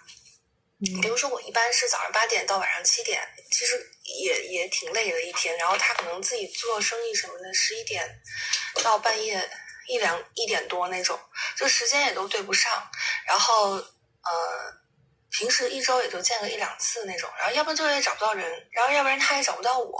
后来我就想，我说这样子的现实的情况也压力也挺大的，然后我又那么越来越喜欢他，我说这也很危险，然后就这见都见不着，你还越来越喜欢。对，然后就是因为你喜欢上的是你自己的幻觉。对，我也怕，其实我也怕这个，你知道吗？我也怕那个幻觉，然后我就想这个不行，然后我又觉得他身边可能总会有，我老觉得他身边有其他，那必须有啊，他也老必须有吧，然后他也老觉得我身边有其他喜欢我的人，他也会说，然后后来我就想这不行，这以后太上头了，影响工作，影响情绪了，后来我就跟他提了分手，然后现在我就在想呢。分手大概1-2个月吧，我自己慢慢缓一缓也还好，但是我就会想以后我该怎么去有，就是刚刚我看群里有，就是我们直播间有姐妹会说，哎，你别找了，可是我也不能孤独终老啊，我就你在金龟的群里面是吧？没有，不是，我就刚才在直播的那个评论嘛，有姐妹说，哎，你就不要找了，图谈恋爱开心，可是那谈恋爱也得有个差不多的人呢，然后也。要是就连恋爱都不谈，我也不能孤独终老啊！急啥呀？你这急着急火燎的，你们怎么老是这么急呢？你说你啊，娃也有了，收入也 OK， 你又不靠男人养活，你不就是找恋爱的感觉吗？对呀，找恋爱的感觉不要像找那个什么，哎呀，我一上来我就要审视这个人吻不吻合我的结婚对象的标准，不需要，明白吗？你要的只是那个荷尔蒙。荷尔蒙，只要的是荷尔蒙，你就要荷尔蒙就行了。你把你所有的渠道全部打开，所有的那个对碰的软件全部打开，对不对？每天有空了就去见一个，有空了就去见一个，有空了就去见一个就好了呀。多找一找嘛，总有那个看着是吧？哎，小鹿乱撞的，春心荡漾的，让你不想放他走的，就处着呀。多找人，多见面，对呀，多相处，对呀，广撒网啊，增加你的流量入口。哎，我就很苦恼，就是菊菊你说广撒网哈，就是有的时候我会跟我身边的朋友啊，然后同事当然说少一些，我会跟朋友说，哎，我说想给我介绍对象啊，然后他们就是说我身边没有配得上你的，哎，我觉得他们都是在就是可能会干嘛非要他们介绍？你们还是想的那种就跟头婚找结婚对象一样的那个感觉，不用这样了，别给自己裹小脚，知道吗？甭管那个是比你小10几岁的，还是有没有米的，不重要，明白吗？不重要，你就去看，你就多去看，多去接触，有看得中的，有喜欢的，有感兴趣的，就先吃了再说。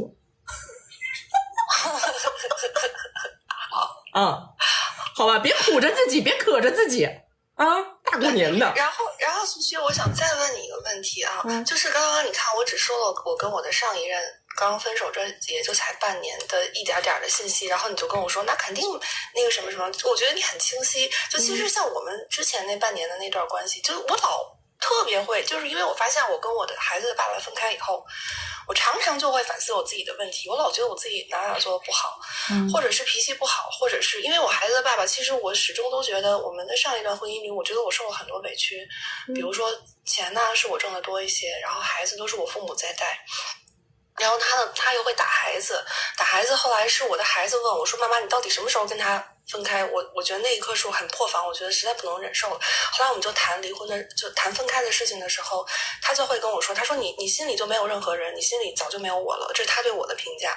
然后那一刹那我就觉得自己很受冲击，因为我其实觉得我这么多年苦心苦力，然后一直在为这个家在挣钱，然后因为我要不挣钱就不够，然后他最后会给我这样的评价，我其实很受挫的。就是在那段上一段里，虽然我觉得分开了以后我的生活情绪都好得多，但是在上一段里其实我很受挫的。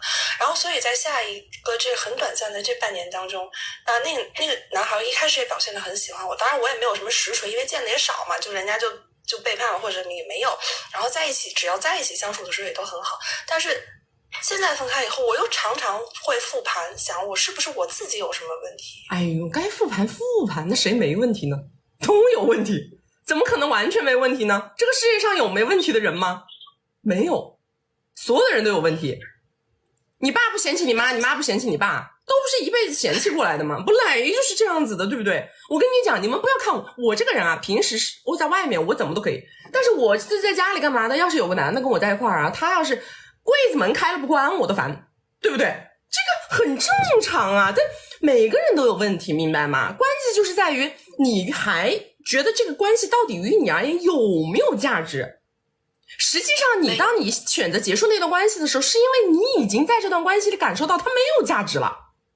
对的，你已经感受到没有价值了，你再去追究那些和鸡毛蒜皮的问题，还有什么意义呢？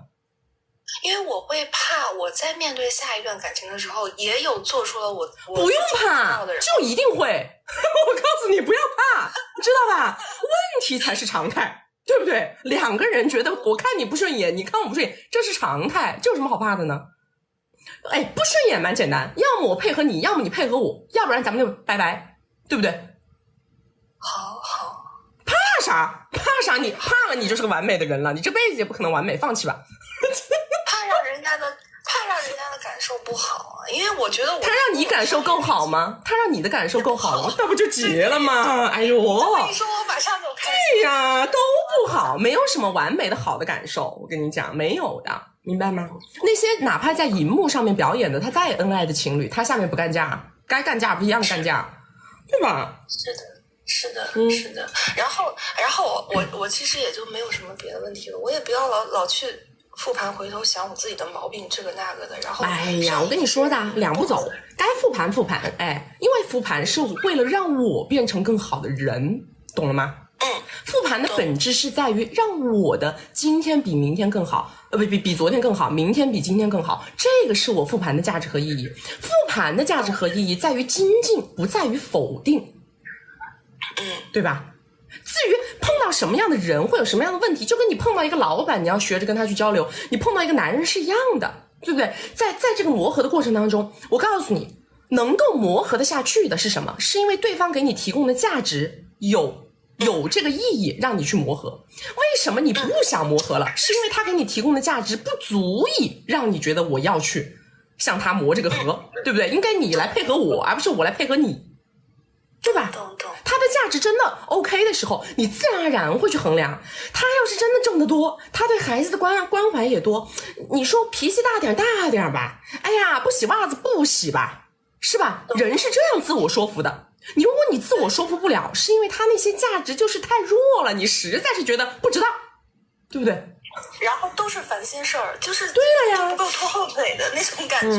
然后我对我上一任呢，就是刚刚分开半年那个，我心里总有些执念，因为我觉得长得也挺精神的，还行吧。毛线的执念呐！我告诉你，吃不到的都不消执念的。现在这个口罩动不动一封是吧？哎呀，这个不是一个小区域，我都感觉像异地恋，还你们这有啥好搞头啊？一把年纪的人了。对，那半年就觉得好像见也见不到，然后又是因为疫情最严重，现在倒都打开了，可是也都没联系了。不重要了，下一个。有点遗憾。下一个，遗憾个毛啊！遗憾，你才多大？我跟你说，没有啥好遗憾的，你以后能吃到嘴里的东西多得很。好嘞，好吧，谢谢琪琪，好，就这样啊，拜拜，新年快乐。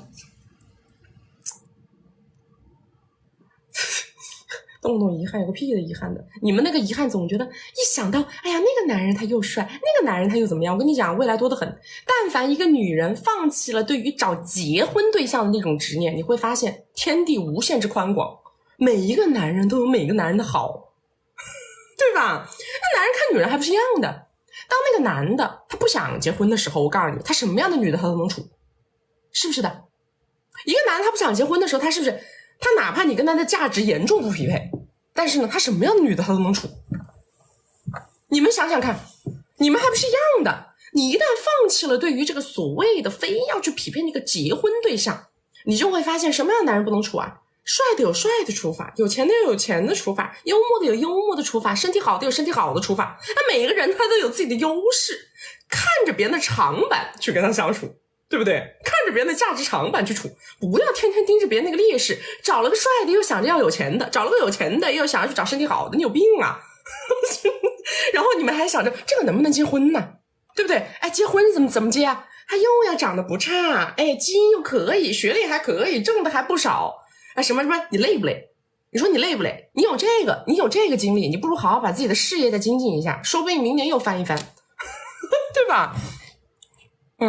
对呀，今天上班啊，我天天都上班呢。我们就没有休息，因为我为我的工作感到快乐。我都不歇的休息的时候感觉自个儿挺累的。我就天天听猪猪女孩猪言猪语的时候，我感觉我贼快乐，知道吧？然后时不时的还让我怼2句的话，我就觉得我更快乐了。我妈一不让我怼人，我就感觉我的快乐减了2分。来，大家没有关注的宝子左上来点个关注啊，左上点个关注。诗彤哥哥今天飘了好几次屏，你能不能上个榜？你在这坐着听半天是不是？大年30你在我这醒瞌睡。诗彤哥哥你在我这醒瞌睡，你能不能上个榜？烦人。没有关注的点个关注啊，没有加入粉丝团加入粉丝团。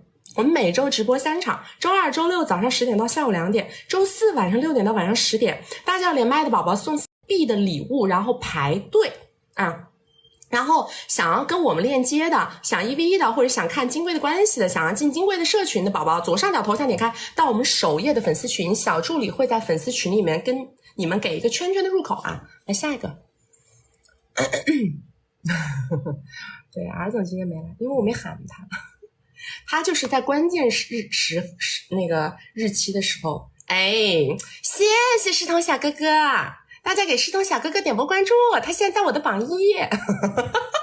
看我们这嘴脸，看到没有？我们这嘴脸变得快吧？嘿，花钱的就是爷。爱你哦，祝你新年快乐，恭喜发财。来下一个下一个是谁？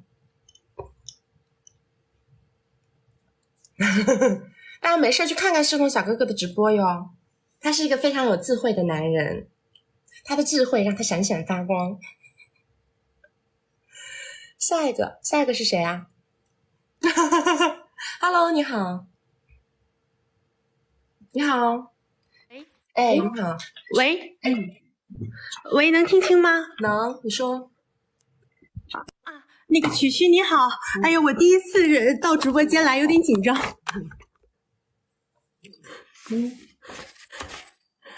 喂，我说话您能听清吧？非常清楚，你说。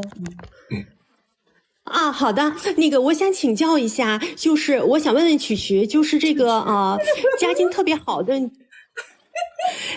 曲曲小姐姐，这个家境特别好的女生择偶的时候要暴露家境吗？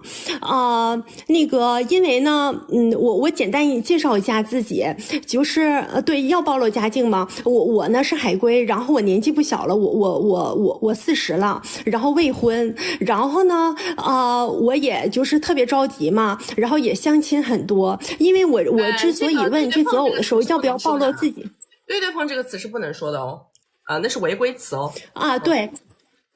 不好意思，那个对，因为我遇到过，我要问要不要暴露自己的家境，因为我遇到过，所以择偶的时候，所以我遇到过男生相处刚开始呢就问我那个就是比较关注家境，然后后来过了1-2个月，他就会让我送他东西。他说我是朝着这个来的话，他就会让我送他东西，就感觉很不好。但是如果要是不暴露呢，然后遇到一些比如说年薪挺100万的或者不错的，然后我就感觉他们但不是海归就是本土的那些人，他们特别自我感觉良好，然后比如说就跟我说什么吃饭的时候和朋友那个他在哪个桌围在他身边的人就特别多什么的，但我也没有特别仰慕他的感觉。然后我现在我是长得还就是比较漂亮吧，对，然后就想希望听取一些建议。你家里条件很好，我可以找比自己你家里条件很好就9位数吧。然后哎呦小姐，你怎么这么想不开呀？你太想不开了吧。咱们俩 AA 去 DIY 个娃好吧。咱们俩 AA 好吧，去 DIY 这个娃啊。我没听懂这是啥意思啊？你现在着急结啥婚呢？你把娃搞出来不就完了吗？但是这毕竟不是正常人的，哪个就是哪个正常人40岁不结婚呢？你早都走到不正常的轨道上了，你自己说呢？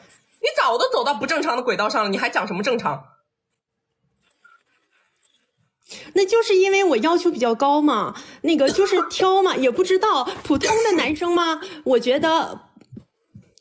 对，那您觉得要暴露家境吗？这个这个不是对，又怕他是题朝着这个来的。暴不暴露家境根本就不是你的核心问题所在，知道吗？你是观念出了问题，懂不懂？你是观念出了非常严重的问题。我告诉你，咱们就是不开玩笑的说，你呢，人生啊，你一个女人啊，你的人生要不就是3种情况啊。我跟你讲3种情况。第一种情况就是我找一个比我强的，或者说他愿意在物质层面上有所付出的，对吧？是不是这种情况？这种情况的男人，我必须给他提供足量的情绪价值，我必须表现出仰慕他的姿态。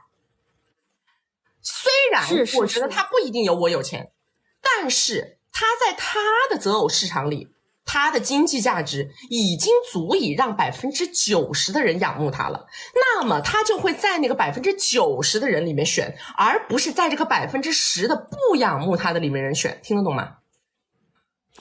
有道理。这是第一种。第二种是什么？我付出物质更多，我愿意承担一切的经济开支。像谁呢？我经常举例子的那个虞美人、于文红那样的，对吧？我50几岁了，我就找个30岁的，我就找个这么年轻的，我愿意全部我承担。我把你砸到，你看到我就晕头转向，你不可能跟别的女的好，我就有这个本事，我也有承担你任何时候离开我的结局。这就是第二种。是。好，是。第3种，我对婚姻没有执念。我要啥有啥，我要风得风，要雨得雨。我对于感情的态度就是随遇而安。那我到了一个年龄的时候，我有生育焦虑怎么办？我想办法搞个娃。我不管我搞这个娃是通过我认识的人，还是通过医疗手段，我不管，我就随便搞就完了。就这3种，你要怎么样呢？你这3种你哪头都不靠，你听得懂吗？哎呀，是，就是不知道靠哪头。不是不知道靠哪头，是你的观念不正确。你没有发现，我不能既要又要，我必须是选一条路走。是，随便哪条路，我随便走一条，往下走。我不能，我遇到第一种男人的时候，我不想崇拜他；我遇到第二种男人的时候，我不想给他花钱。然后到了第3种，我说我没有办法接受不正常的人生状态，你这不扯犊子吗？那你怎么着呢？我懂了。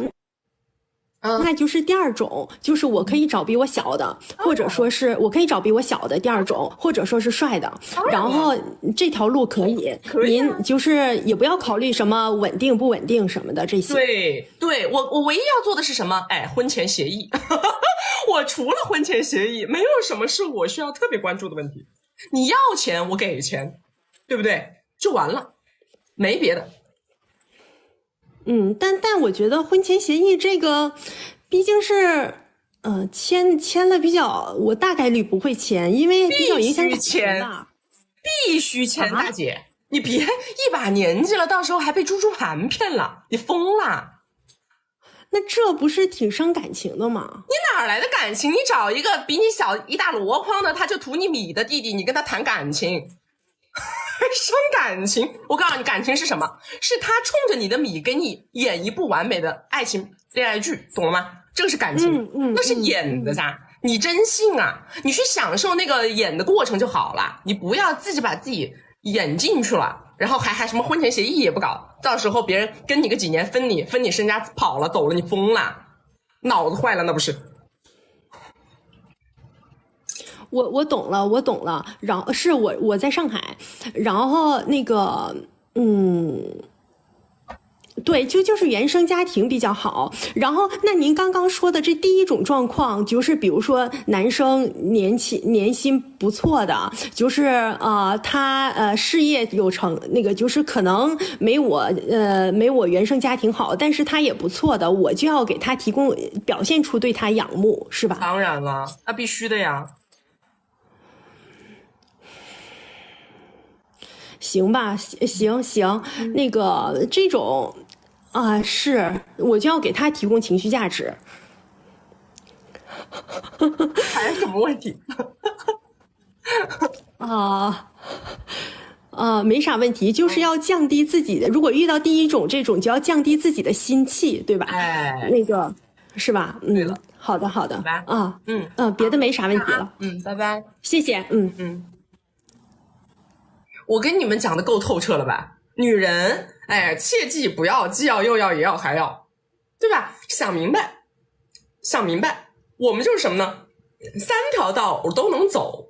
所以为什么你们有时候经常问说，哎呀，你是怎么规划你的婚姻的？我们没有规划什么，我是要遇到这3条路我随便走，懂吗？我现在就是看情况，3条路我随便走，但是我走哪条路我都觉得 OK。我遇到了大佬这种的呢，我可以跟他搞情绪价值，对吧？我遇到小鲜肉这种的呢，我也可以给他花米。我要是这2种我都不要呢，我实在是没时间搞这个事儿呢，我也可以走第3条，我自己呱 DIY 我也可以我都可以。但是你不能你每一条路就卡在那个标准上面了，你标准都不对，是不是？别人不说你9位数，别人又不分你的身家，别人自己奋斗的不容易，别人挣个100万年薪干嘛的，人家也想享受一下被人捧着的待遇，对吧？人家好不容易奋斗了个100万年薪，人家没有你这个家产，他靠自己奋斗个100万年薪，他能不能找一个对他崇拜的女人呢？对不对？他能不能享受一下在家里皇帝般的待遇啊？他为啥不享受呢？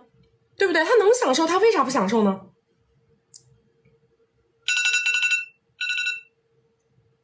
哎呀，所以我告诉你们千万别跟我杠，知道吧？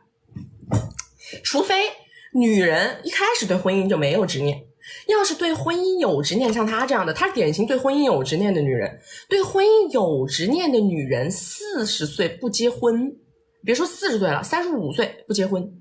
对婚姻有执念的女人35岁不结婚，绝对就是评判标准有问题，谈都不谈，绝对是评判标准有问题，知道吧？就是你想要的你配不上，或者是你喜欢的不喜欢你，总而言之就是这样，你喜欢的不喜欢你，它就是这个价值匹配出问题了嘛。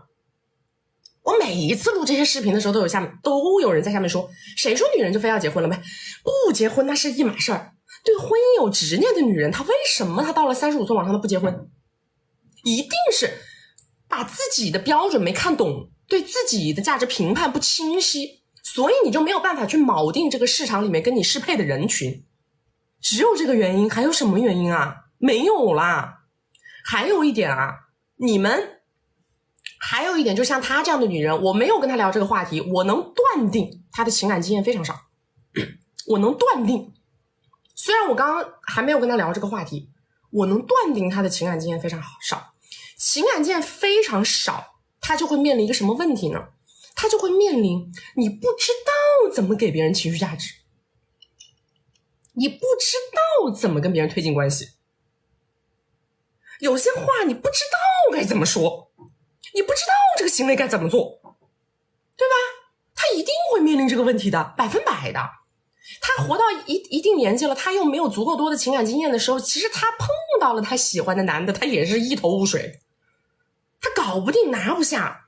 我告诉你们，真正的到了一定年纪之后还能把他拿下的男人拿下的，基本上都已经结婚都结了好几趟了。你看，我不是跟你们说，像我们干妈他们那种女人就是的，她结婚结了好几趟，她一趟能比一趟结得好，对不对？因为她太明白你要什么了，她总能她总能打到你的那个需求点上。反而你一次婚没结，然后你到了那个几十岁，你就嘎在那嘎着的这种没啥情感经验的，你根本抢不赢。我告诉你，你就碰到同等的男人，最让你受挫的会是什么？最让你受挫的是，可能那个男的最后他找了一个有过婚史还带俩娃的女的，他最后不找你，你信不信？你就受挫受到那个点上了。你天天盯着自我价值看，你天天想着说我这么有钱，我还挺漂亮，我学历又高，哎，他怎么就不找我呢？他为啥去找了那个带俩娃的呢？对不对？你天天陷入到这个自我怀疑里边。不用怀疑，因为人家最后要的是相处，相处讲的是伴侣价值，你只有个人价值，没有伴侣价值。别人跟你在一起方方面面不舒适，你说他为啥要选你？对吧？还有你们都100年纪了，随便谈吧，遇到谁谈谁，对不对？遇到啥谈啥，管他是个啥，管他是个啥。我这老跟你们说4个字，吃了再说，对吧？吃了再说，想那么多，真的。来，下一个来，下一个，有啥好挑的呀？有啥好挑的呀？我给你们讲个八卦，不行，我要骗点赞，现在才6万个点赞，点到20万赞，我给你们讲个八卦。但是我给你们讲那个八卦的时候不许录屏啊，我给你们讲个八卦，但这个八卦真的不能录屏啊，真的不能录屏，这能不能讲啊？你们肯定会录屏的，你们肯定会录屏的。你们100%会录屏的，我不相信你们。先连来，你们先点到20万赞，来下一个。不是真的，真的不能录屏，因为我讲的这个八卦的主人公会天天刷我的视频。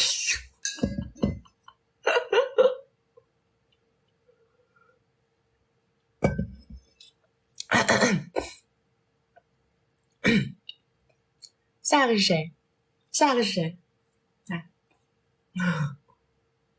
我想一下啊，怎么把能讲的部分讲了，不能讲的部分怎么串一下？我现在脑子里串一下，你们先点到20万赞。Hello， 你好。Hello， 是我吗？是的，你说。你好，曲，我们新年快乐！我是咱们金贵的学员，然后我想上来跟你就是连一下，然后听一下你的意见，就是。我自己的基本盘没有那么的高，我30岁，然后我原生家庭还挺稀巴烂的，然后我现在遇到的这个男生在初始阶段，他是我能遇到的我周围当中就是能往结婚的方向这个意向走的，他的条件是最好的。就比如说我可能1年10几个 W， 他月入就这个阶段，然后他们家里在1线城市还有很多房子。但是呢，有一个很大的问题是，这个男的他特别抠，就我30岁，他40岁，然后就是他每个月的这个收入，他有一大部分都是给他妈的，他妈用来给他打理这个婚前财产，什么房产，包括基金行业的这些东西。然后这个，因为我跟他现在相处也就2个月，这个2个月他没有付出过任何，我们是异地，就每天情绪价值是很够的，在睡觉之前差不多都要打1个小时的视频电话。然后我之前就跟他就是聊过这个问题，他说啊，那个就是他说过结婚这个问题，他首先他不太认可彩礼这件事情。然后我就问他，我说那你怎么打算的？他说如果是当我老婆的话，房子我可以写加你的名字。我说那你家有多少套？加几个？他就没有正面回答我。他觉得我对于他的价值就是我这个年纪可以给他生孩子，他觉得比较清白，因为他说过一句话，他不能接受就是那种带娃的给人家当后爹。我能了解到就是他到这个年纪他没有结过婚，也是因为他之前的女朋友肯定是说过他抠的，所以他到现在也就这个状态了。然后我的问题是啊，就是我现在也迫于结婚和生育的这个压力，我是想问一下，你说就是像他结婚之前这么抠，那如果说和他结婚了之后，他就会变得大方吗？或者这个就是这个观点，我想问一下。大方是不可能的，这是不可能的，是绝对不可能的事情，没有任何可能性的事儿，你直接打消这个念头。如果你想跟这个男的好，我觉得也不是不能好，因为你自己的价值跟人家价值悬殊有点大。然后呢，你相当于就是给娃找爹了。给娃找爹的话，这个条件的爹问题不大。你自己能养活你自己吧？我能养活我自己，但是我害怕生活费的问题，知道吧？你跟聊聊生活费的问题，你就跟他说，你说那我以后要是跟你在一起的话，第一，他说有房子要写你名字是吗？对，他说过，但是他家有很多房子，而且他妈就可以了，你还想让很多套都写你名字，做你亲生儿子梦啊？有一趟写你名字就可以了，你就跟他说是哪一趟，你说你先跟我说清楚，然后呢，你说咱们就走正常的，该有彩礼有彩礼，然后呢，你跟我谈一下未来我们2个人在一起生活费什么是怎么用？为什么连线2个？等会儿啊，刚刚是我是下面这个，区区我是下面这个黄橙子，这个是我。就是你就跟他该聊彩礼聊彩礼，然后呢该聊生活费聊生活费，然后呢房子写名字就正常走，也不要指望他什么别的付出，知道吧？指望别的这种人呢，我对你的建议是什么？因为你确实跟人家的价值悬殊很大。所以说，然后你呢也到了这个年龄，你就算去找别的男的，很有可能你找到的也是跟你自己可能实力相当的，你懂吗？所以说你的意思是，就是鉴于像你之前说的，可以把自己抽一个阶级，如果从这个就是考虑是可以的。首先第一点，人家房子能写你名字嘛，对吧？这个就起码有一点东西可以，而且你也30了嘛，也可以结婚了嘛，生孩子，未来他也没孩子，他也是老来得子，对吧？他40岁了嘛。如果说未来生了孩子的话，再让他跟他妈妈搞好关系，这个是必须的。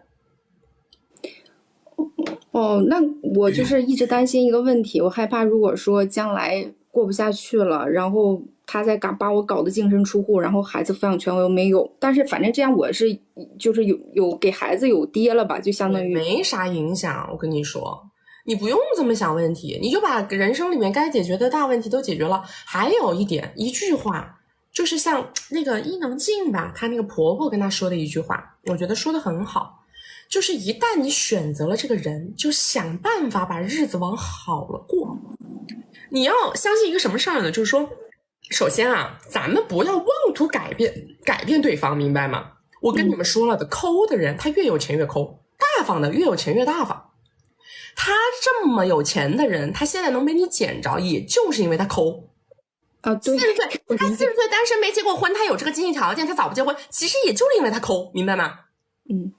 只有这样才能跟你之间出现这么大的价值悬殊的情况下，他还能选择跟你进入围城。就是还有一个问题，是因为他的消费观，他自己平时特别节俭，他也不买什么名牌，然后我就是担心以后和他在一起之后，这些方面啊，他还是特别特别抠。那我觉得如果这样的话，日子真的会过得很苦。不要担心，这是必然，这是必然。这没什么好担心的。我跟你讲了，他的抠只会愈演愈烈，不可能因为婚姻变大方，但是他有可能在孩子身上做投入，因为这个人他已经年纪很大了，他要老来得子的话，他有可能会对孩子做很多投入。你是要过日子的，你本身自己1年10几万，你也不是那种天天买奢侈品的那种架构，明白吗？你不要想着说我嫁给这个男人之后，我一下子飞上枝头变凤凰，我又能买奢侈品，我又能搞这搞那不是的。你只是在现有的生活水准上找了一个人，相对来说能给你一些支撑。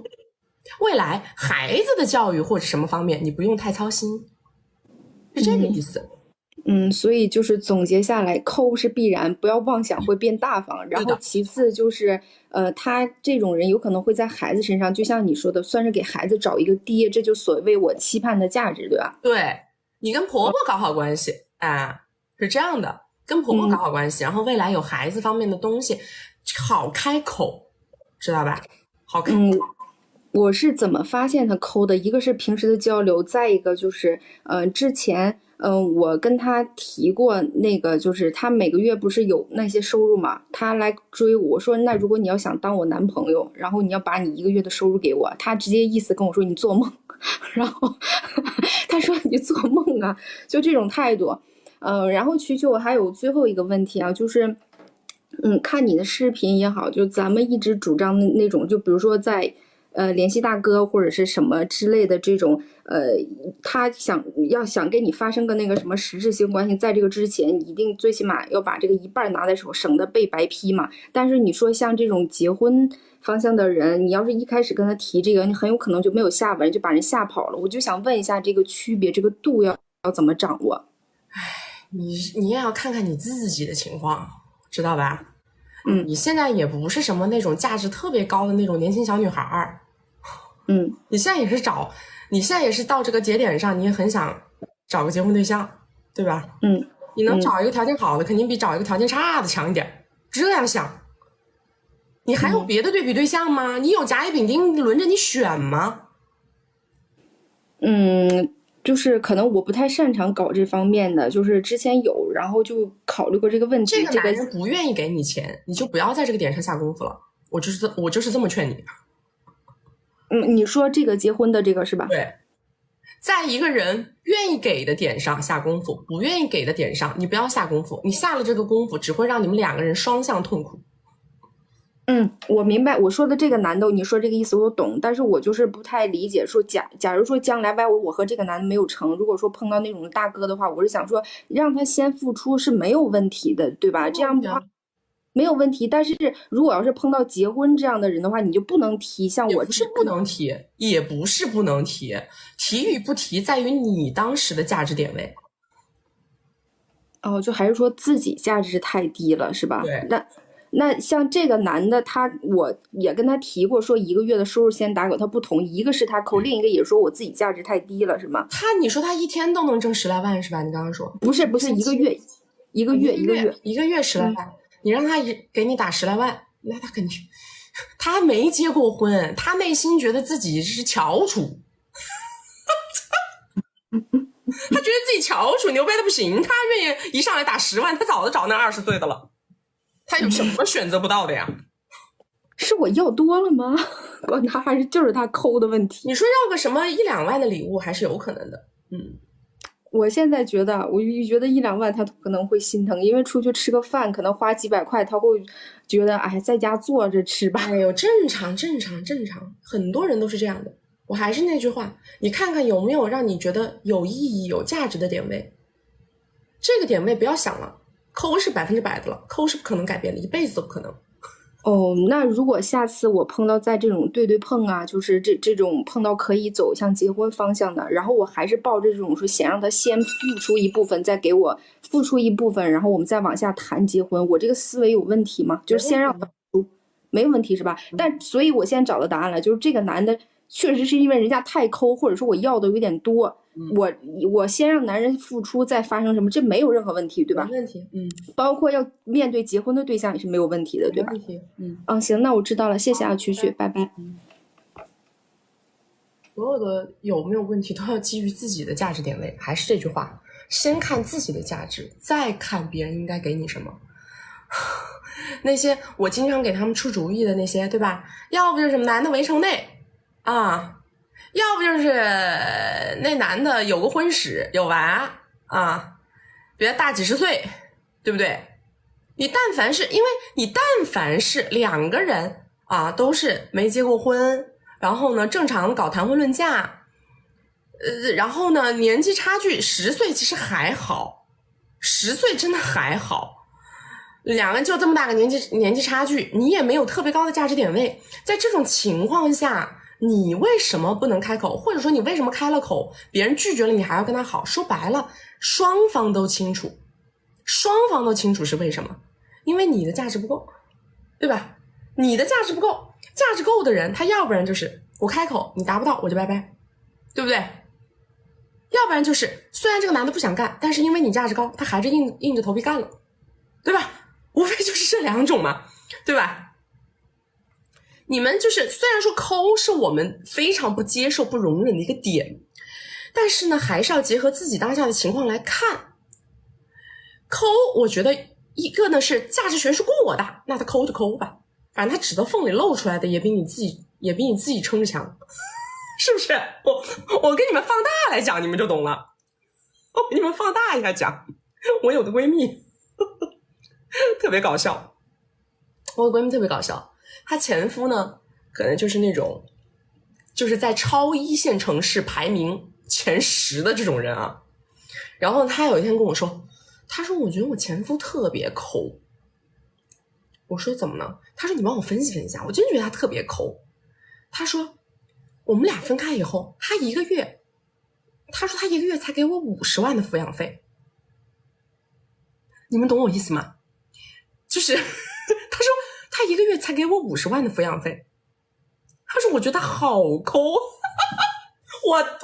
这个对话不是这样的，天打雷劈啊，真的就是这样的，这就是这么个对话。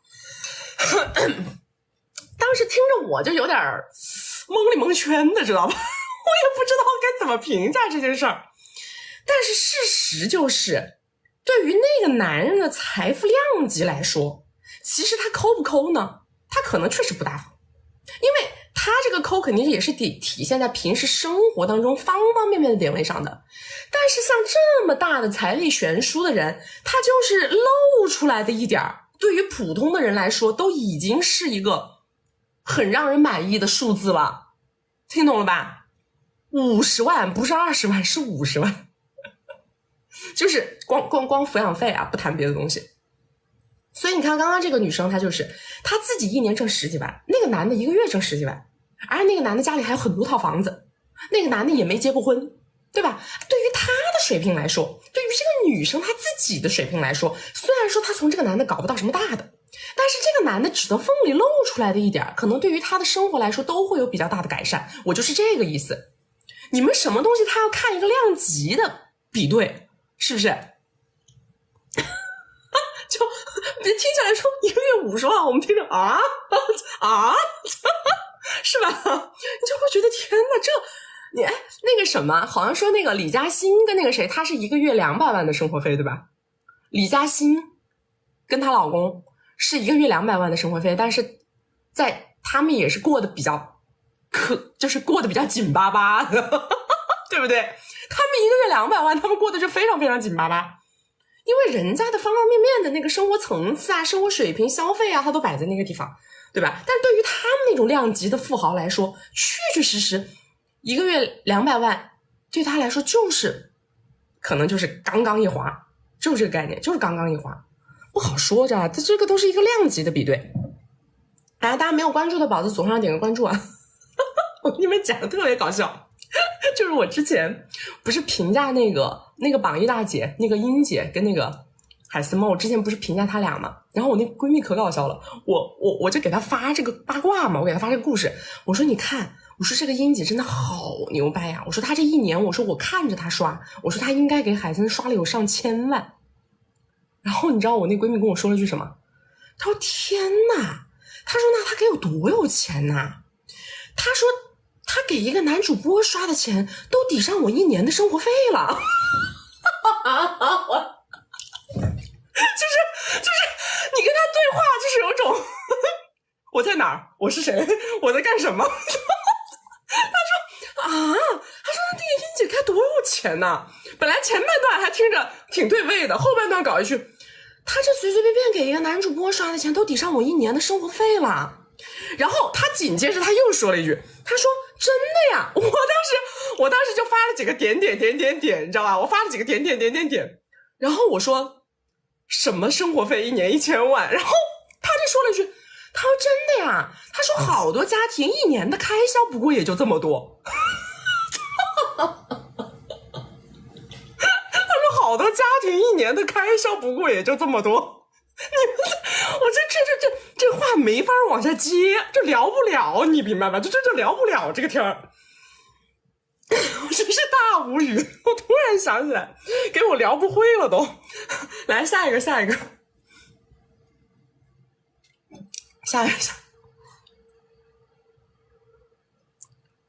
咖啡没了，月妈咖啡没了啊！那个八卦呀，等会我再酝酿一下，我再酝酿一下，我感觉那个八卦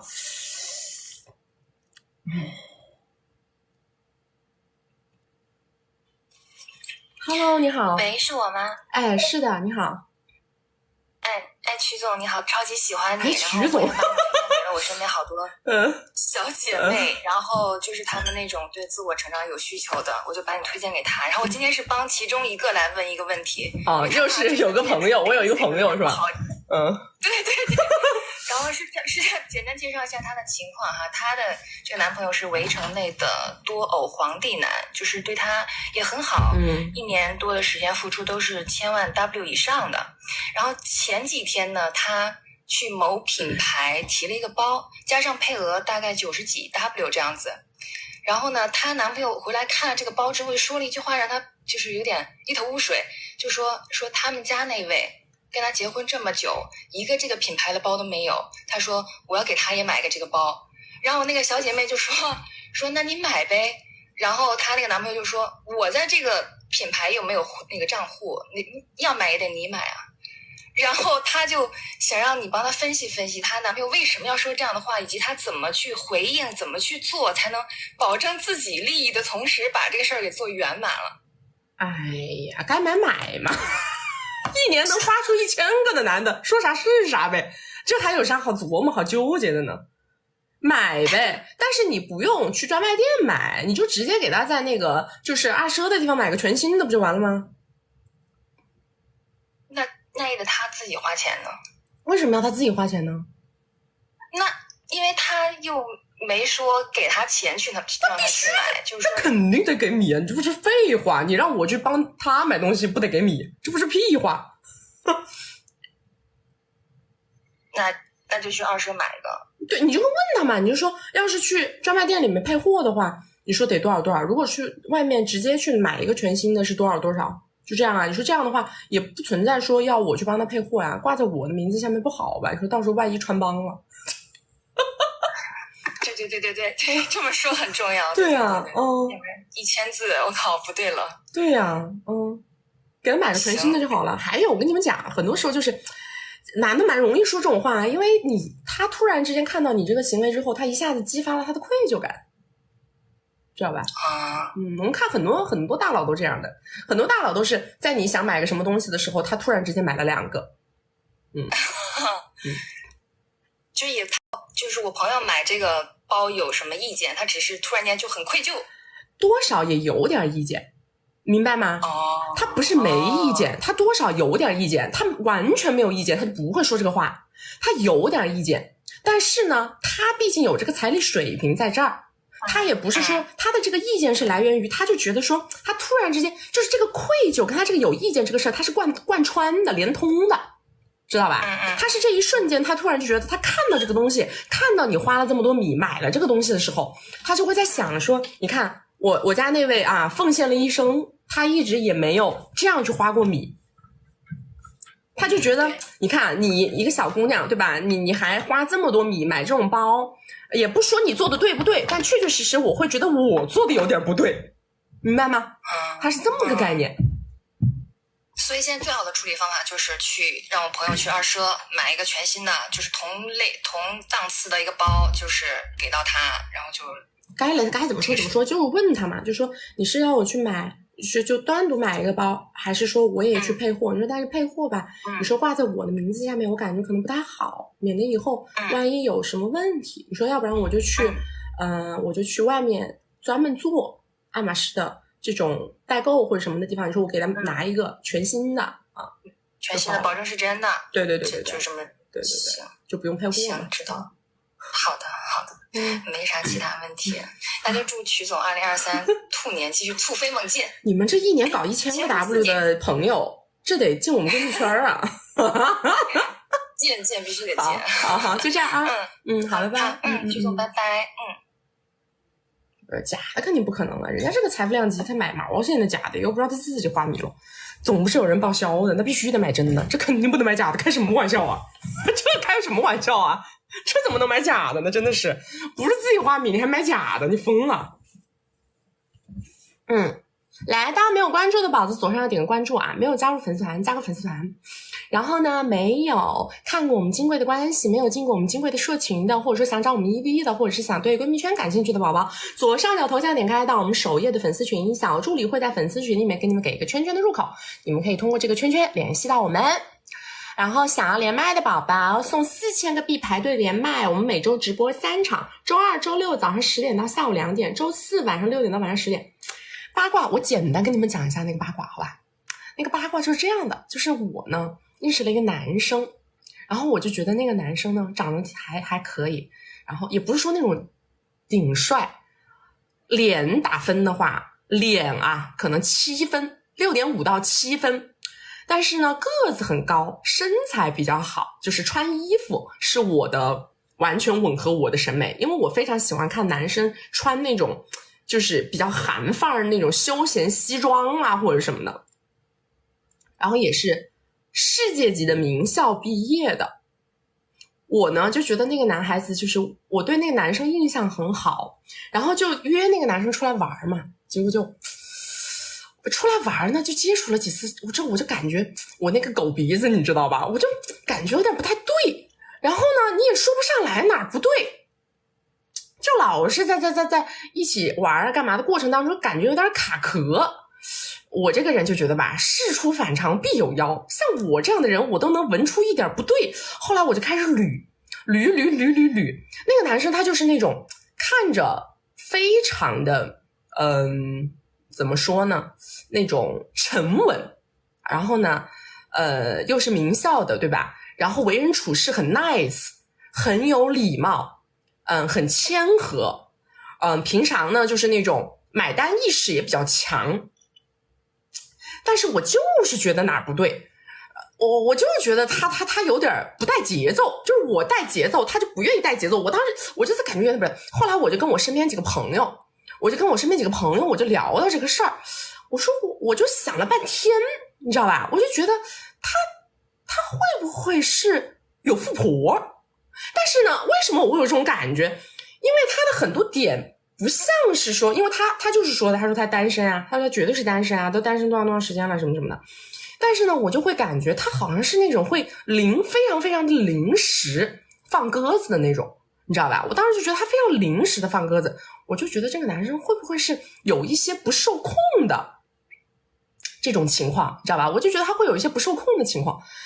结果最近被证实我的想法是真的然后我朋友他们非常的钦佩我，就非常，因为这个男生完全没有一点点的那种油的感觉，没有，非常清爽，非常的清爽，然后又是名校毕业的，然后就是那种平常又很阳光，知道吧，一点儿那种油的感觉都没有，也没有那种说什么引导物质的那种状态，完全没有。我当时我就跟我朋友说，我老感觉我说他会不会是后面有个富婆吧，我老感觉他的很多行为逻辑我就对不上，你知道吧。后来我朋友他们都说不会吧，不可能吧，不会呀，人家说不定是富二代呀，人家说不定你那什么的，就跟我说不对，我说我就感觉哪里不对。后来结果没想到最近就被证实了，而且呢那个富婆应该几十亿往上吧然后我朋友他们现在就非常的钦佩我，你知道吧，说你这情感界的麦肯锡真的不是白叫的真的不是白叫的，我跟你们讲。因为我有蛮多朋友都觉得他长得很一般，然后我朋友还在说怎么可能啊，他说肯定不会是富婆啊，他说他顶多充其量就是个富二代什么什么的，他说而且了他要是富婆那他长相也不达标啊什么什么的。可是我就是觉得不对，我就是觉得哪儿不对，然后最后这段时间被验证了，然后我才发现我对男人的审美居然跟那个级别的富婆是一样的完了，我说我得重新审视一下我自己看男人的眼光啊，我必须审视一下我看男人的眼光啊，我怎么能够啊，我何德何能啊，我跟人家那么个级别的富婆啊，我跟人家那个级别的富婆看的是同一种人，他们说估计我离那个身家水平不远了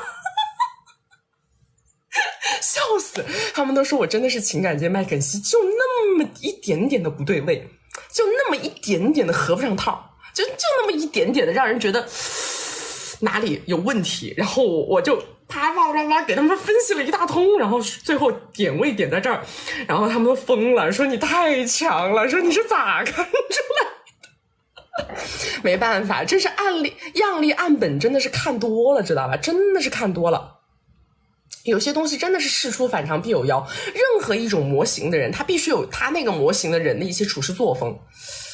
我具体不知道，我不知道富婆多大，但是呢我是发现那个富婆他们的圈子有那种非常知名的富婆，然后那个非常知名的富婆在他们圈子里是知名的，专门找小鲜肉谈恋爱的，而且人家是那种就是他们那个圈子里的富婆都是那种超级知名，然后也是单身状态，然后都是有过婚史，非常牛掰的那种人，非常牛掰的那种人。来下一个，谈个毛线的，真的是，千万这段不要录啊！我跟你说，我跟你们说，千万不要录啊，千万不能发啊！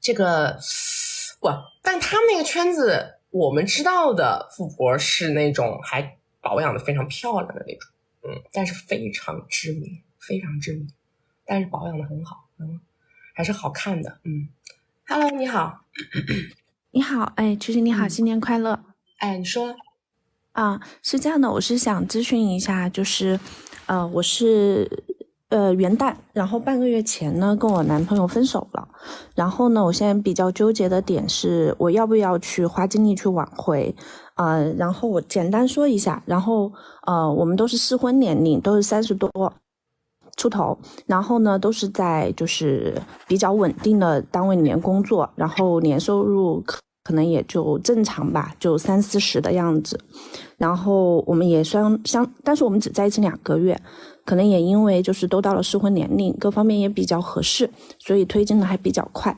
然后关键的点是在于我们可能是在元旦，我刚刚去了他们家里去见了他们家亲戚，然后回我们工作的城市的时候，我们当天就吵架了，然后那是我们在一起2个月里面第3次吵架，然后这个第3次吵架里面前2次呢都是我先发脾气有点作，然后闹分手，然后他会哄我，然后我们就好，然后呢第3次的时候他就不愿意了，然后就说是觉得我们性格不合适，然后忍不了一辈子，然后反正我也做了很多反思，也看了一下之后，我觉得应该是我的问题会更多，我没有给他情绪价值。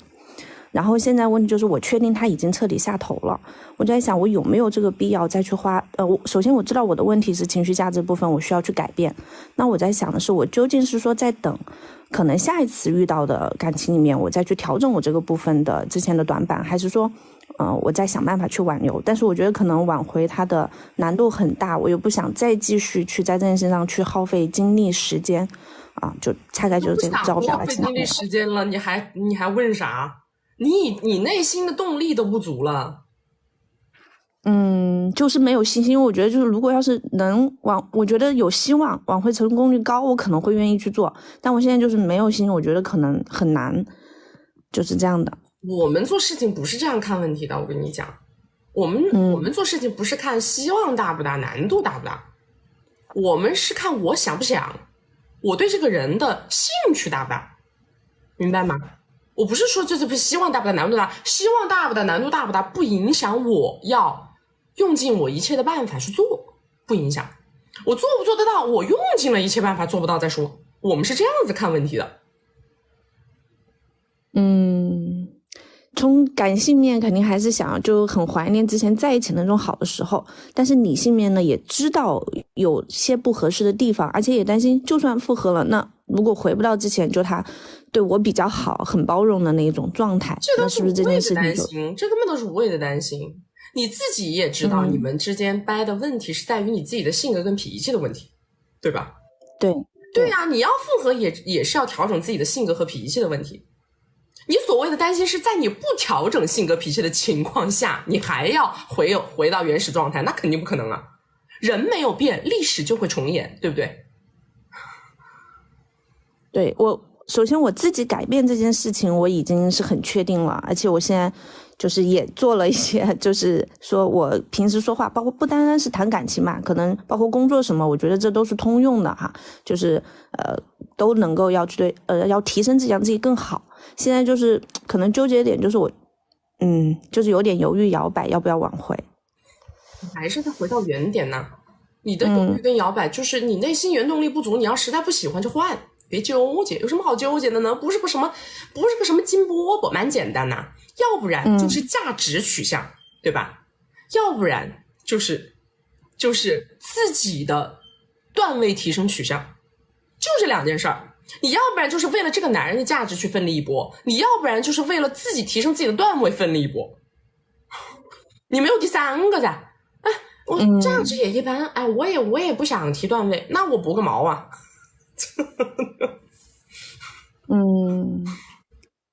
就是提段位的方式要不要运用，就是在挽回他这件事情上去提，可能觉得都说了呀，你想做这件事，就是我自己看到自己的段位缺失了，那么我就为了提段位去搞，我们就会这样啊。但这个时候就不看它的价值了，我看它价值干嘛？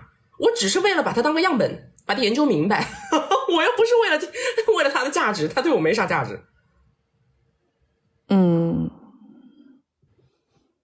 好，还有没有什么建议？我其实能明白意思。没有什么，你这是个非常普通的人，非常普通的案例，我没有什么非要下那么大个心思去干的事儿。我都说了，要不你觉得它有更大价值，要不然你能提段位，除此之外没有第三个。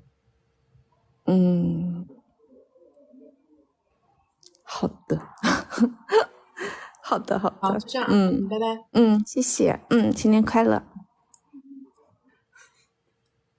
哎呦，那个八卦跟你们一讲吧，我想完了，别人肯定又看到我讲人家八卦了。本来人家不知道我已经把这个事儿搞得明明白白了。哎呀，爱情科学家就是把男人当样本，爱情科学家就是把男人当样本，把所有的样本研究透彻。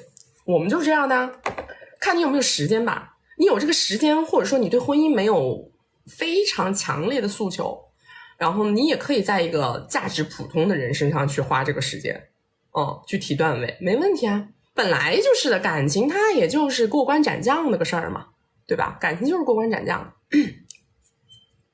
案例样本看得多了以后，你就会发现什么东西在你面前就是演个3分钟就啥都明白了，演个3分钟就啥都明白了。你们知道就是最后我是怎么能够，最后为什么我会把那个点打在我认为是有富婆这个事情上，因为这个人他总是会在最后一刻爽约，他就是前面表现的非常非常想赴约，他非常非常的乐于去做这件事情，或者参与这件事情，或者是参与你们的活动，但是他总是会在非常极限的时间里边，你知道吧？他会在非常极限的时间里边突然之间就说啊，我有个什么这个那个这个的，我就觉得不对头，这个就不对头，而不是那种，因为有些东西，你比如说像一些关键性日期的时候，其实你是可以提前知道你会不会有安排的，你明白吗？比如说你是有一个正常的恋爱对象的情况下，你比如说你过个什么圣诞节，你跨个年，或者你干个什么，你应该会提前就知道我那个时间是出不来的。但是为什么他要每次都在临门的时候他才发现自己出不来，他才发现自己搞不了，他前面都认为自己能出来，都觉得可以，对吧？就有些点位他就非常的奇怪。然后最搞笑的是，我跟我朋友说他有富婆的时候，我朋友还跟我说什么，不可能，他要是找富婆不可能放过你。笑死我了，笑死我了！我朋友跟我丢一句，他说他要是找富婆不可能放过你。我说我跟人家那个富婆比，可能差得有点远吧。在我朋友眼里我也是富婆，但是后来你看发现了真相之后，你会发现人家那个富婆的段位实在是人家那个级别太高了，是不是？我说我还得再奋斗奋斗。我说我那天跟我闺蜜说，我说我得调整一下我看男人的眼光了。我说我怎么跟人家那个级别的富婆看一种呢？这咋看呢？我说这我都没有核心竞争力了，这。啊，高中生在等我，你们做个人好吧，做个人，大年30的，真的是。来，大家没有关注的宝子左上角点个关注啊，没有加入粉丝团的宝宝加个粉丝团。还没有看过金贵的关系，没有进过金贵的社群的宝宝，左上角头像点开到我们首页粉丝群，小助理会在粉丝群里面给你们给一个圈圈的入口，你们可以通过圈圈找到我们，找我们1v1也好，了解闺蜜圈也好啊，都可以。来下一个，对，努力奋斗，好好加油。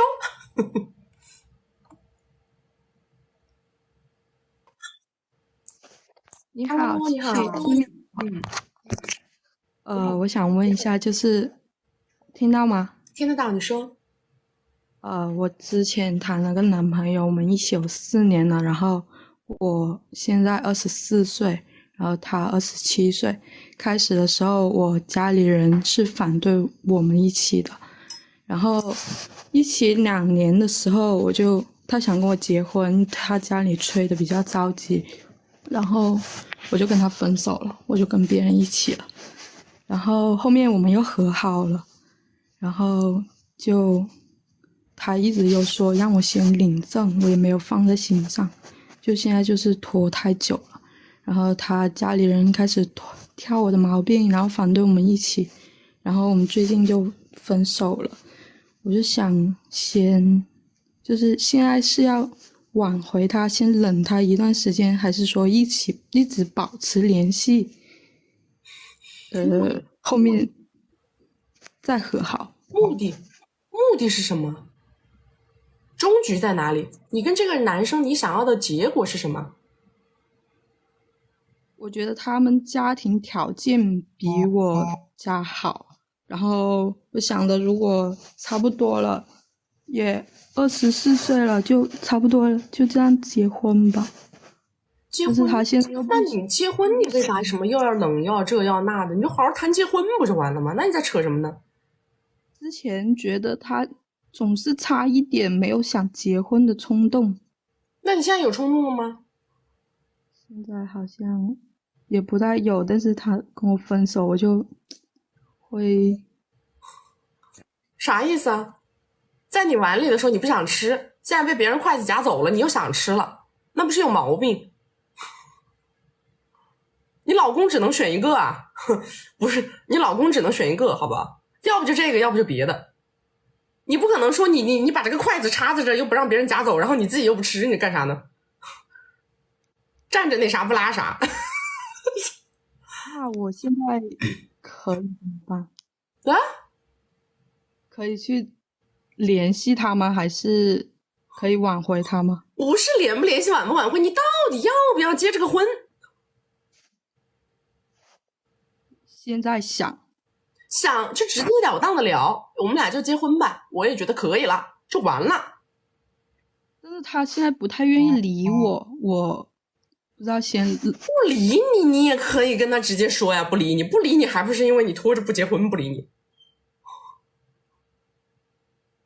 好，明白了。还有问题吗？没有了。大过年的，大家把精气神拿出来，快点嗨起来！你们给我连麦的时候边蹦跶边连，怎么一个蔫儿不拉几的干啥呀？啊，新年新气象，好不好？那个蔫儿不拉几的，你们看看我，你们看我每天是不是朝气蓬勃的，对吧？一个个的蔫儿不拉几的，烦死了！蔫儿不拉几的直播间有的是啊，蔫儿不拉几的就去蔫儿不拉几那个主播那个地方聊，我们就喜欢那个朝气蓬勃的，实在不行疯里疯癫的也可以，但是别跟我搞些蔫儿不拉几的，什么事儿没有上来就那蔫儿不拉几的。来，大家没有关注的宝子左上点个关注。穿个红衣服过年，我没红衣服，还挑衣服色，我没有。来，下一个来。4个小时为啥不上洗手间？甚好。那还能为啥？特异功能。我有一段时间不是还带了一下货的嘛，一天播8个小时我都不上洗手间，还别说4个小时，8个小时都可以。没有，我不用什么，有的主播说他们用尿不湿这个，我真的不用，我真的就是不用。我这种类型的适合做哥们儿，适合做什么那是我说了算的，不是你说了算的。我想跟你做什么的时候，我会让你知道的，对吧？我做哥们儿的时候，我就是这么，我就这样的，这样式的，知道吧？我要是不想跟你做哥们儿了，我就是这样式的，我就是这样的。那得看我要跟你做啥。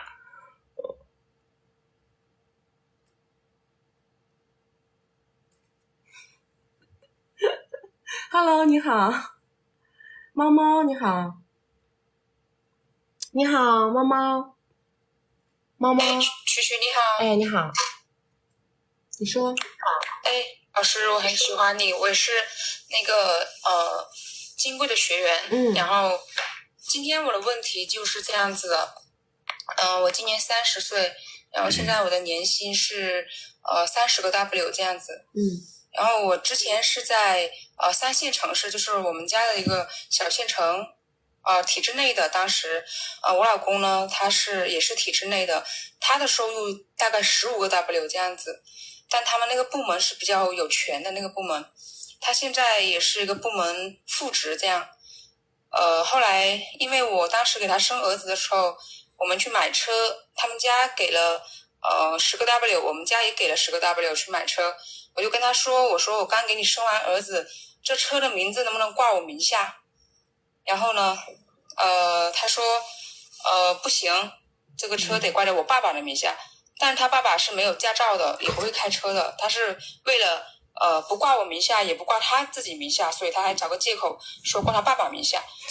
但是我当时我刚给他生完儿子，而且我们家条件是比他们家好很多的，我爸爸是当官的，然后我们全家人都是体制内的，我妈妈也是体制内的，他们家就是农村的，然后他自己是在我们县城买了房子，然后工作不错，我当时觉得还可以，因为我爸爸当官的，跟他是有工作联系的。我爸爸说这个人还可以，挺老实的，就让我就跟了，然后就觉得还可以，就嫁了嘛。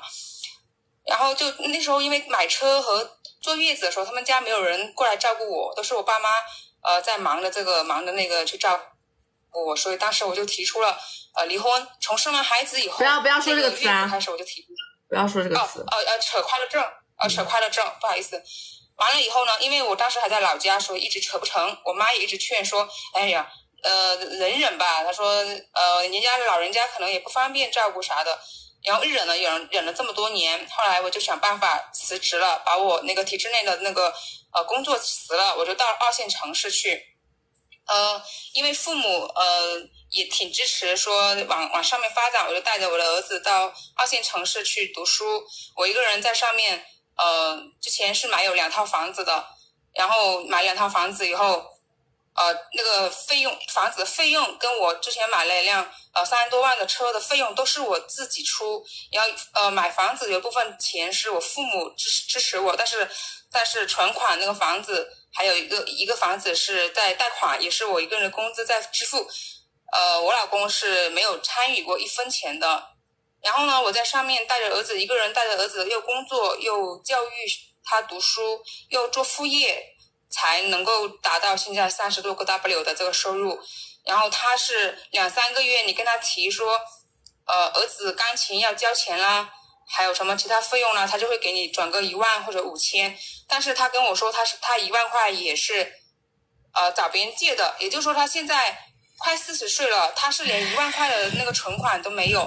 我本人的话现在在2线城市是2套房，加上有80多个 W 的存款。所以我上个月我又想买一套比较大的给我儿子读初中的学区房。我就跟他说，我说你能不能拿个50个 W 给我去买个学区房给儿子读初中。他去卖血。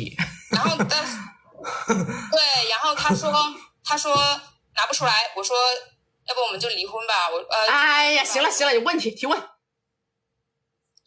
就是说我就跟他提了持快乐证，我说他不愿意的时候，我说那我2020年买房的时候你的征信不过，那时候我只能存款买，那因为你征信不过影响我贷款，我只能存款买，现在我又要去买学区房，所以我说这个扯快乐证这个事情，你如果拿不出50个 W 给我的话，那我们继续就去谈这个扯快乐证的事情吧。现在我们也分开住了，就是异地嘛，也大概有100多天也没见，所以我就想问的问题就是，我该不该扯这个快乐证呢？赶紧起诉，等什么呀？你等着浪费青春。就说这个，他虽然就是收入不高，但是他平时对小孩呀什么都还可以。怎么个可以法呢？几个月拿个5000、1万的，还说是借的，这个叫可以？你是缺个男保姆还是怎么的？你花5000请一个行不行？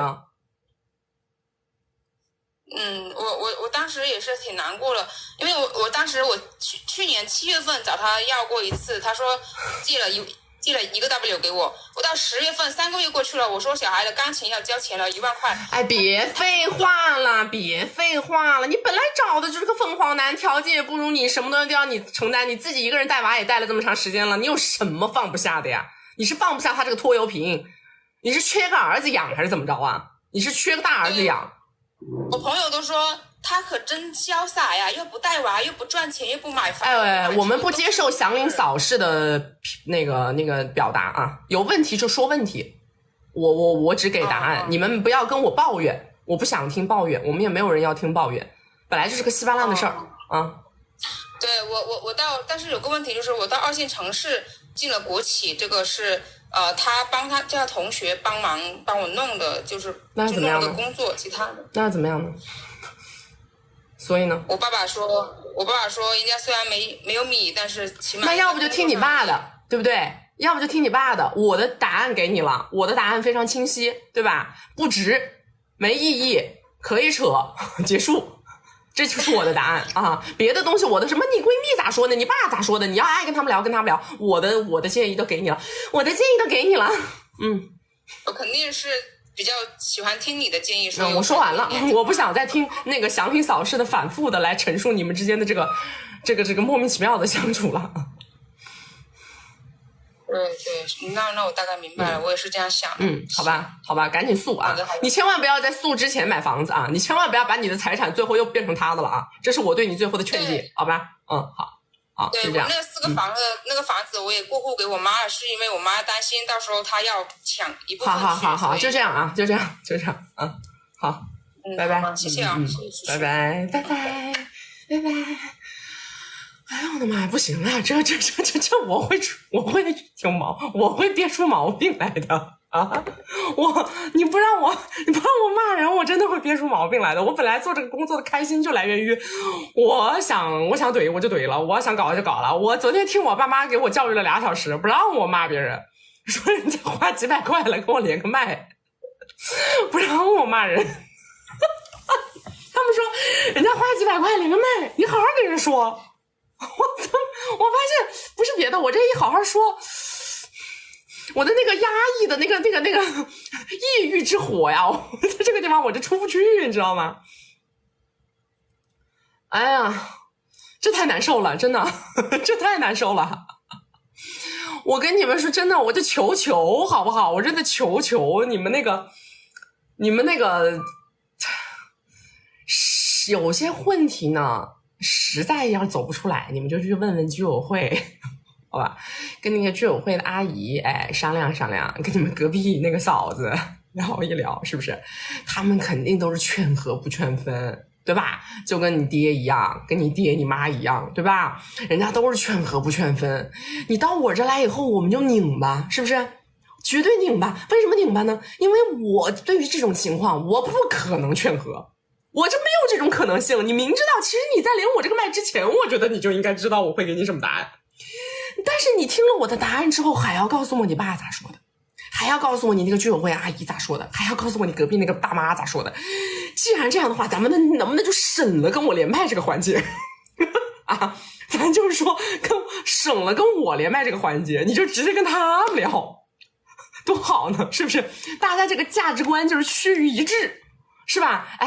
就谁也不拧巴，对不对？你到我这儿，你跟我聊完了，你又跟我聊你爸，你又跟我聊那个居委会阿姨，我真的我痛苦，你知道我非常痛苦。今天又是大年30儿，是不是？我想让大家开开心心过个年，对吧？我不能大年30的搞得你们心情不好，对吧？咱们也要共点情，让大家大年30的在我这连个麦，能够好好的下去。咱们能不能就说可以了吗？我们能不能不说了？咱们能不能就这样就挂了，好不好？就这样，好吧？待会儿我们就这样，我劝一遍，你就自己咔挂掉，咱们就不纠结了，不来回纠结，行不行？来下一个来。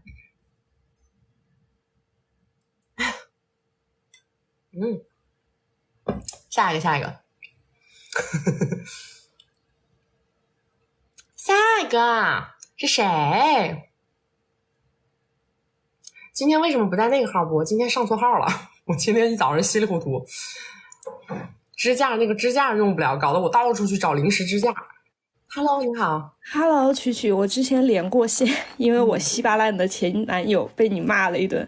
然后先说那个新春快乐啊。然后我的问题呢，其实，就是我在去年的时候呢，因为做项目的时候，认识我的前提条件是这样子，我是自己开公司的，然后公司呢大概是20多个人，然后今年就是年收入会突飞猛进吧。然后去年做项目的时候呢。认识了，我是31岁啊，然后去年做项目的时候认识了一个，就是青年才俊吧，体制内的。然后这个青年才俊呢，当时呢很快，就是我们是在一个大会上认识的，他就通过了一个系统的一个企业微信，我们共同在一个项目群里头加了我。然后呢跟我说他这边有一个事情需要我帮助，就类似于是做的，然后但是呢前期他没有说他们单位会给我给钱，然后我就作为专家的类型，然后去给他们单位开过几次会，然后做了一些辅助的帮助完了以后呢，他们单位很快就有了一次投标，是关于这个项目的，那我也就顺利的中标了。然后这个项目的整个规格大概是今年是有一个5000万的量级吧。中标以后呢，他只是每一天就是会来找我聊天啊什么的，我知道他对我有意思，但是我有男朋友，所以呢我就一直也没有捅破这层纸，就是我也没有讲自己有男朋友，然后呢我就接受了他的这份好。然后呢这个我中标了以后呢，我就是想要去给他回馈嘛，然后回馈以后我当时就拿了2箱毛子，然后放在车的后备箱。然后我当然知道这个是不够的，我是想要跟他谈个条件，就是我每一个月我按什么点位返给你，因为我们签的是一个12个月的一个合同。然后我是想要这样子，被他拒绝了，当时他特别生气，把我从他的车上给就撵下去了，他说我在侮辱他的感情。然后我当时就很慌，因为他不收这个，我就担心这个生意不长久。然后我说那他想要的就是跟我谈恋爱，甚至他现在已经夸张到就是他每一天往我们家各种扔礼物，就是包括花等。然后但是呢因为我们家是一个别墅，所以从花园是可以看到外面的，然后我男朋友会来，然后呢他每一天早上会派人来送，然后送的时候有3次都被我男朋友看到了，但我男朋友情商特别高，因为我男朋友长期在深圳创业，然后他就问我说这是谁，就很慌张。然后我说这个是我一个朋友，我说他就是那种想不通，然后要给我送这个。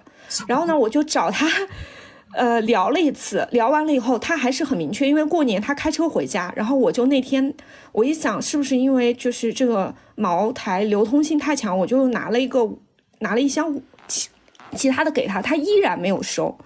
就是他开车回家，然后我就说给他妹妹他家里人准备了一些礼物吧，然后他依然没有收，依然把这些东西送回来给我了。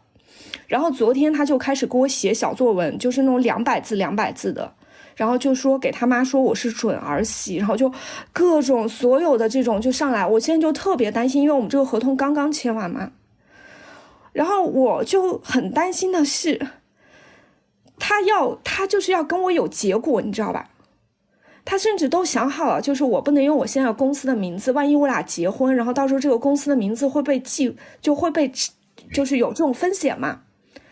所以我现在很痛苦，就是他每一天就已经让我觉得对我是一种就是负担和骚扰了，你知道吗？就给我打视频，然后呢或者是说就是给我发那种作文，然后就是表达自己的那种真心啊之类的。你有给他回吗？我就是这种作文，昨天他写了7、8段，然后因为我平时很忙，我昨天在三里就去市区逛街嘛，然后我一看以后我就跟他讲，我说我等晚一点我看完以后我再回你，因为我在外头。然后呢回了吗？到现在还没有回。以前呢？以前他给你发那些东西你会回吗？就原来他经常就把我删了，就是他老说什么我是他女朋友，然后我就没有回应嘛，然后他就把我删了以后，他过一段时间又把我加回来了，加回来以后那时候他把我删了，我心里还就会稍微轻松一点，然后他又把我加回来了以后还是那套老操作。然后关键是我接下来就是又接触了一个要投标的，我已经都在就是准备了以后呢，这个领导呢，就是跟他关系很好，就也是他们体制内的另外一个项目。然后他就给我开了一个条件，他说我可以带你去认识他，但是有一个条件，我必须要介绍你是我女朋友。那就不必了呀。对，我就说我说那因为我觉得就是我现在如果跟他有任何，我俩连手都没有拉过，我感觉他现在陷入了一个，就是我生日那天更可怕。我生日那天的时候，就是我男朋友就不在嘛，他是半夜12点来砸我家的门啊，安个摄像头啊。然后你都不知道，我都快吓死了。安个摄像头啊。他是把我当成他女朋友给我资源，我一直想要转换，就是说我是可以给你提供很多价值的。就很奇怪，为什么他会一开始你有给他过什么信号吗？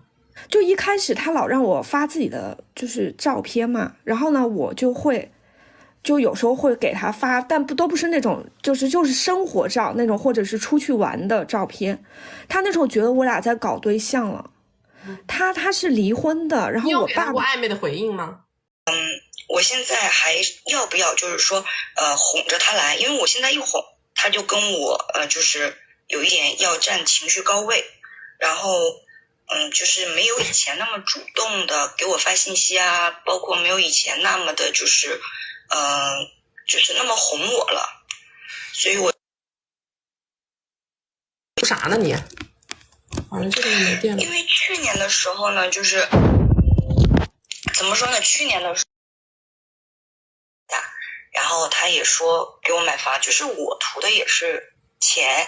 那你图米，你还让人给你给情绪价值啊？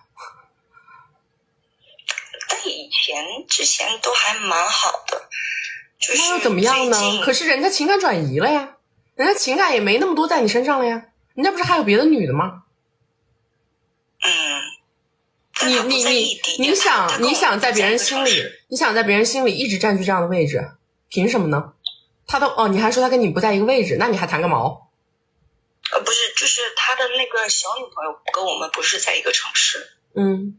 他只有那个小女朋友，他就不能有别的情感宿主吗？据我知道应该目前没有。我觉得你们对于很多东西都就没把握说那些话。其实我写了一个稿，但是好像说的时候就没有按稿来说，有点紧张了。我不知道你到这段关系里到底在求什么，你求物质，该哄就完了。你不要说，哎呦，他不哄我了，不哄了呗，不哄。他不哄你了，他对你的感情下降了，那你更要哄，你再不哄，你更什么也没有。我现在就是还是要像之前那样，因为我之前听你直播，就是说我们到了一个感情就是现在出现的问题的时候，我就要想一下他当时喜欢上我，对我上头的时候喜欢的我的点，然后我再去做回原来的，找回原来能吸引他的那个点。然后我现在就也是哄着他来，但是我一哄他就很甩的那种，就是影不影响花米？关键在于你都在扯那些边缘话，影不影响花米？到底是你哄的时候花米爽快点，还是不哄的时候花米爽快点？哪一种方式花米爽快你就用哪种方式。之前他是每个月都是按时给，有的时候还会提前，然后这个月的时候，然后我就问他，我说小爸爸，我这个月是不是把我的生活费给忘记了？然后他说怎么会呢？然后就马上才给。那不就行了吗？那不就是你靠哄来的吗？这不是典型的你靠哄来的吗？那还说什么呢？是的。然后我这2天把金贵的关系也重新又看了一遍。怎么说呢？就是包括房子的事情我之前有一次就是给他拍了一个就是保时捷的帕拉梅拉，然后我说小爸爸这个好好看啊。你不要再提这个名字啦，我真的很不喜欢你们这样子喊别人，然后还告诉我好几个客户都这样，好烦啊，真的很烦。但我在外面喊他老板，就只有我们私下的时候。然后后我就给他拍了个照片嘛，然后他就说先买房，然后买完房了再换车这个样子。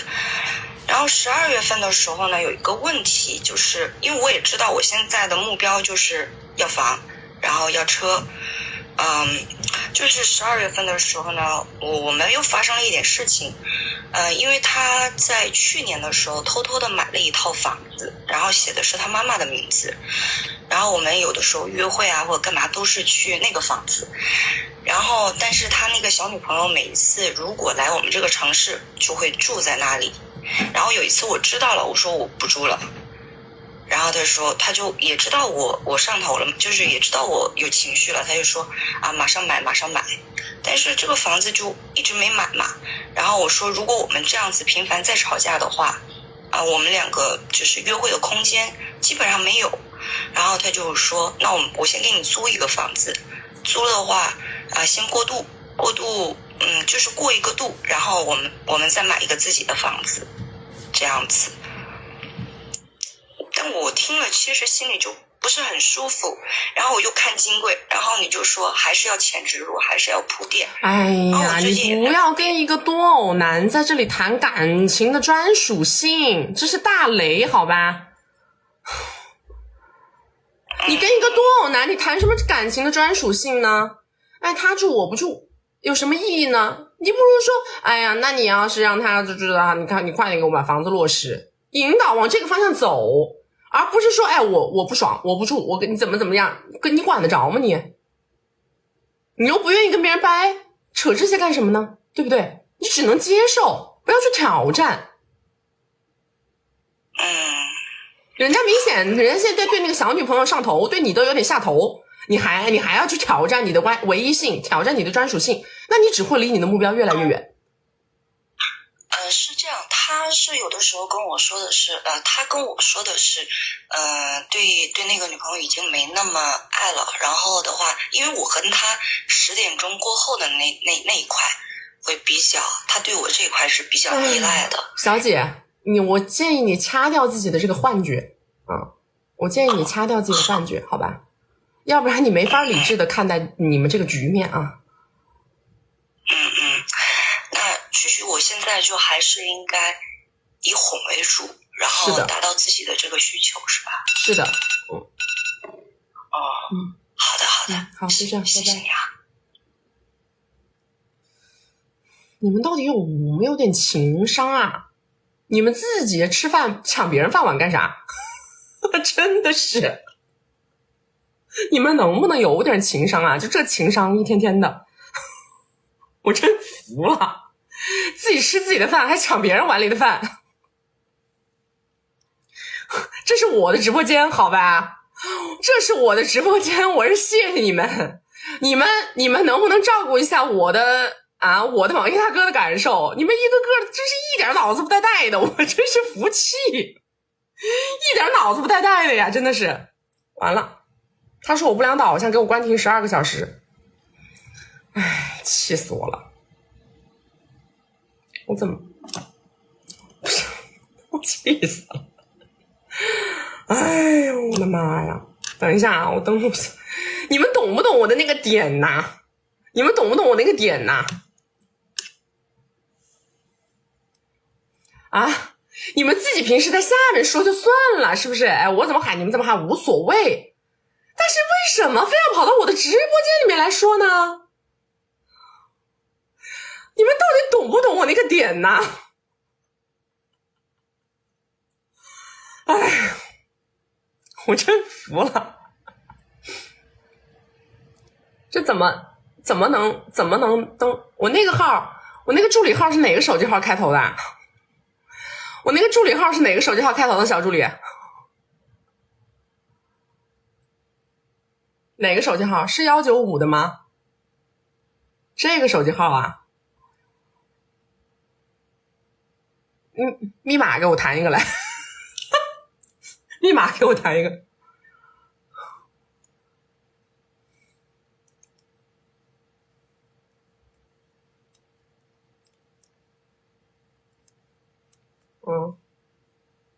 等一下，等一下，我登录一下，稍等一下。太傻了，一个个的，就这个情商。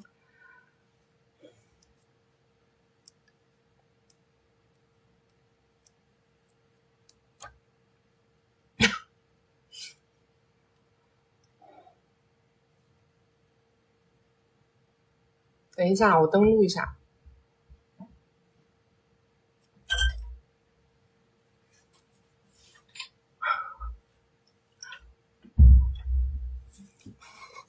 你们真的不懂，知道吗？你们真的是啊，你们这就相当于是什么？你们懂是什么感受吗？你们就相当于是把我们闺蜜之间的聊天记录炫给你男朋友看了，就是这种感觉，你知道吧？就好像你把那个我们闺蜜之间聊天记录说，哎，你要跟你老公怎么搞，你要跟你男朋友怎么说，啪啪啪的炫给你男朋友看，就跟这个感觉是一模一样的。没有，我没反应着。是不是这种感觉？真的一万多个人呢，一点儿不在，一点儿没反应啊！有了，好了，是不是的？是不是这种感觉？平常我教你，哎，这个跟你老公怎么说啊？那个跟你男朋友怎么说啊？你可以这样，哎，我告诉你，我有个案例，我怎么搞，哎，你，结果嘞，你直接把这宣出来，宣给你男朋友看了，就是这种感觉，就是这种感受。我温柔点，哎呀，饶了我吧，真的是饶了我吧！刚才给我直播间干关了，说我违规，给我封12个小时。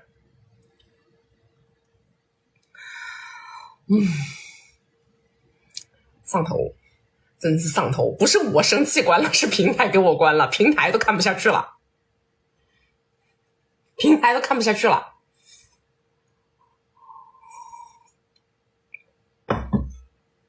我怎么会关呢？我再怎么，我顶多也就是把你妈也挂了，我能把我直播关了吗？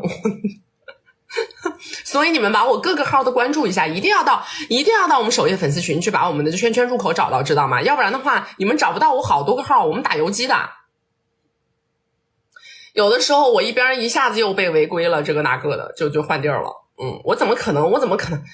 我就是说，你们有的时候大家都是女孩子之间，对不对？就像讲私房话一样，那些东西肯定不能拿出来讲给你男朋友听，对吧？听得我耳朵发麻，听得我耳朵直发麻。本来是我哄榜一大哥用的一个昵称，你跑来跟我不停的在那叫，你说这我榜一大哥听了以后怎么想？不带点脑子说话，真的是一点不带脑子，真的。哎，来下一个。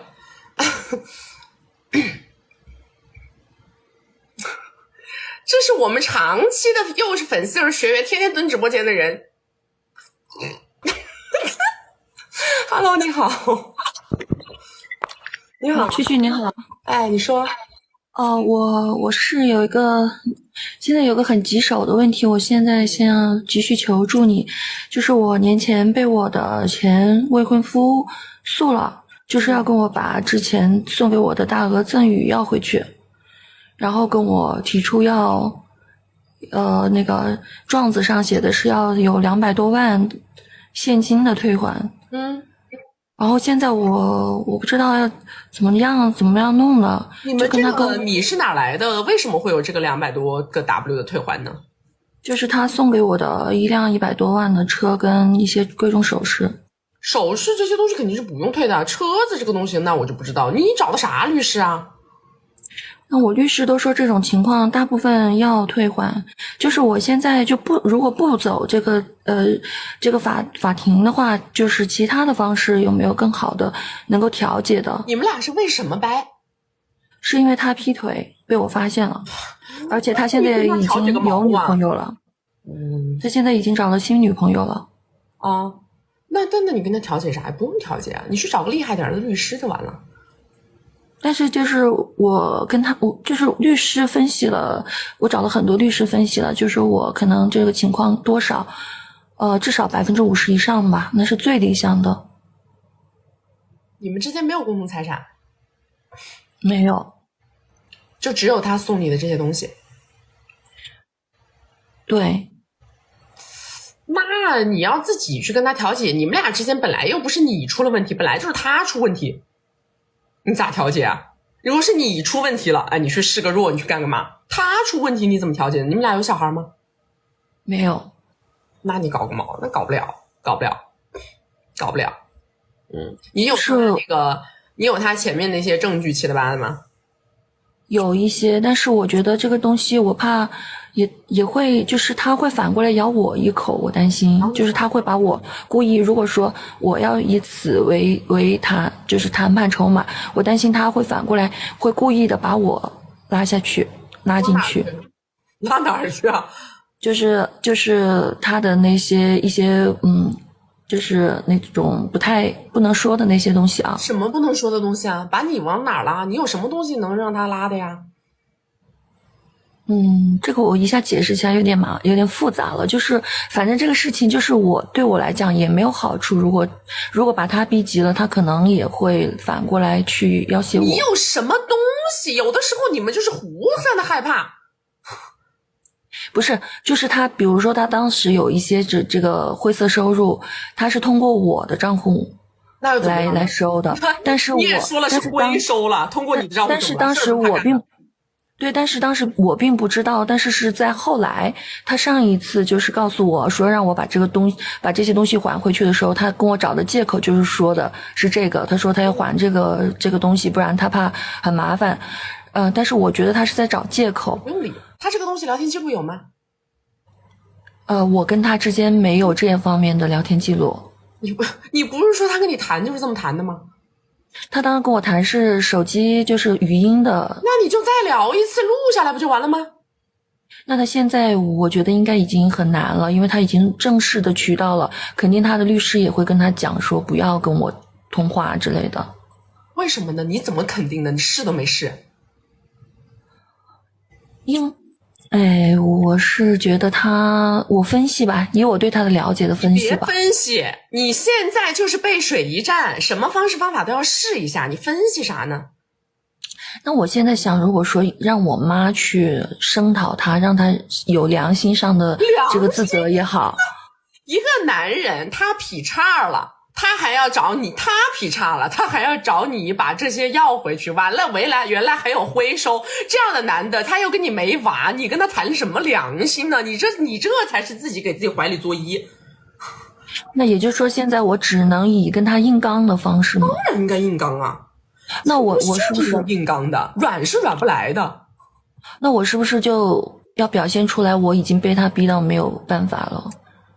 哎，不是啊，你就是跟他打电话也好，见面聊也好，或干嘛，你就是再聊一下，你就说你就直接说，你说我不能接受，哎，你就说我不能接受，你把这个你要回去，你说我跟你结婚一场，我变成二婚，最后你把这些东西要回去，算怎么回事呢？你说你得给我一个说法，然后你让他自己再抛出威胁你的话语，把这段话录下来就完了，对不对？我当初给你给的这个东西是通过了什么什么什么，我现在要拿这个东西怎么办，他自己把这个话盘圆，你就把这个东西录下来就完了。对吧？他把我逼到死，就这个意思，对不对？要死大家一起死。你要是要把我这个还回去，那要死大家一起死，对吧？因为他把我逼到这份上了，我现在真的就是想跟他，就这么，就是让他至少会让他觉得我可以跟他就是鱼死网破这种。你是不是要让他觉得我现在是这样破釜沉舟了？本来就是这样，你本来不是你觉不觉得，他觉不觉得，是你本来就应该这样。那好，他这个问题是一个点，还有一个就是我最近就是前2天，对碰认识了一个男的，然后大我11岁，然后这个男的见我的这个态度表现出来就是很热情，也很客气，也非常绅士，然后明确表现出来就是说他愿意非常有付出意识，就是他愿意为他的女朋友，就是他只要能做得到的他都愿意做。然后现在我呢，这个情况我也只想就是搞米，因为我觉得这个男的他其实有些东西他是隐瞒了我的，我就觉得跟我前面的这个前夫很像，所以我一方面担心。你说的是前夫，为什么评论区里全在打没结婚呢？你那个是前夫对吧？前未婚夫差不多吧。前未婚夫就订了婚的，没有结婚。订了婚被退了婚，是这意思吗？对。然后我现在遇到这个男的，我就觉得他跟我之前的前未婚夫的跟我见面时的这个态度啊，这个处事非常像。然后我也担心，就是他到时候会把这些就哪怕给我了，也会把东西要回去，有没有这种可能？包括他对自己的这个工作这个方面也有很多隐瞒，包括我问他住哪里，他都说他住酒店。那肯定有啊，那肯定就是这种情况呀。那你还搞啥呀？然后他今天早上就发了个5200的红包给我，然后又约我说那个过年期间要不要出去旅游呀？然后我就说还要去这么远的远门啊？他也明显表示他就是明示我说他出去玩干嘛，他就负责买单花钱这种。然后我就跟他说是就在那个我说就在室内逛逛呗，我是这样讲。他是单身吗？还是围城内？他说他是单身，然后OK， 那你让他送所有东西，让他直接刷卡刷到人家那儿就好了呀。你要刷到哪？让他出去，他刷到店里，你把东西拿走，他不能去找店里要啊。这样子是吧？就直接买东西。对呀，买那种在卡地亚在宝格丽刷个什么几十万，他能拿走吗？拿不走的。这样子。那我想请问，像他说的这种情况的话，你觉得我大概能够跟他要多少钱的东西比较好？这个要看你自己是个什么价值。主要是看我的价值。不是说看他跟我的年龄差，或者说他描述他的那个他的那个身家，他说他什么？你多了，人家肯定就不买这个单了呀，对不对？他现在跟我说的是，他说他的身家什么？他说有几十个 Y 的项目放在那里可以。大多少？他大我11岁。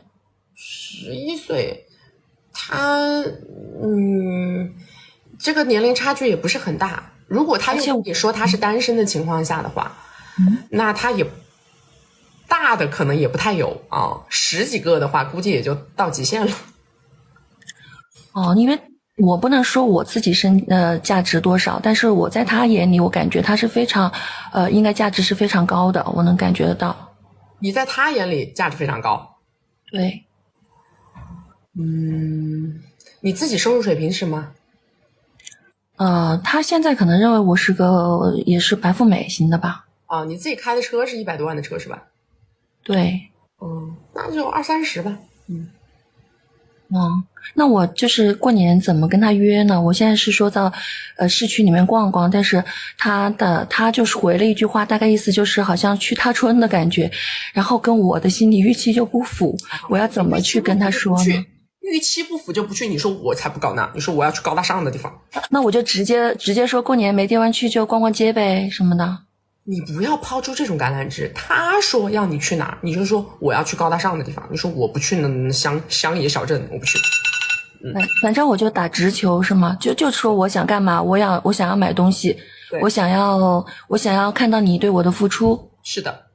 那我最后问一个问题啊，谢谢啊，就是大概我跟他如果说在一起，他如果说真的是正常的按我的这个意愿付出的话，我大概多久能跟他在一起呢？他付出了你就得跟他在一起了，付出了还不在一起，人家会觉得你是个女骗子，好吧？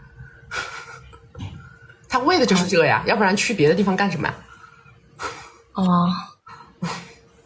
就是意思是付出了到了30个的样子，就满了30个就可以跟他在一起。价位我不知道，价位是你自己心里衡量的啊。但是人家只要达到了我的心理预期。对。好的，谢谢曲曲。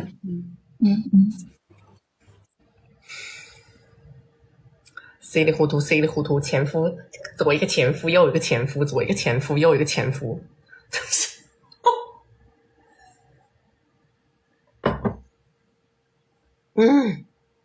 哎呀妈，搞了半天是前男友，不是前夫，是前男友。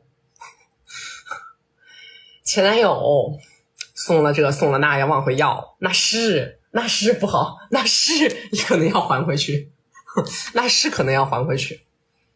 但但是买车可能够呛，珠宝一般不用啊，因为你们如果我知道了，哎，这男的老玩家，我知道了，这男的老玩家，我会过来了。这个男的是以结婚为前提去给女的花米，然后最后把这个全部当做什么以彩礼这个那个的形式再去往回要，他是这么个概念，老手，对，老手，老玩家，老手，老玩家，我的妈呀，吓死个人，是不是？老手，我一听就不对呀，他没有结婚的情况下跟你搞这搞那，然后又说什么未婚夫啊什么这个玩意儿的，老手，一上来就想好了的，这是属于一开始就想好了的，知道吧？你们啊，所以我跟你们讲了的，男的上来夸夸砸的，一定脑子要警惕起来，脑子一定要警惕起来。真的，现在外面的这种，哎呦，教这种乱七八糟的也多。你看老玩家，真的是老玩家，他为啥一上来夸夸跟你干呢？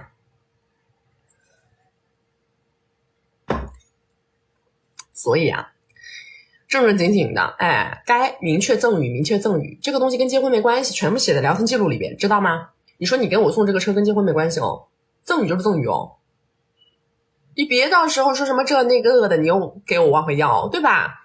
你说现在这市面上这种乱七八糟的人太多了，你说那咱们不能这样，对不对？是赠与就是赠与，别搞那些乱七八糟的事儿。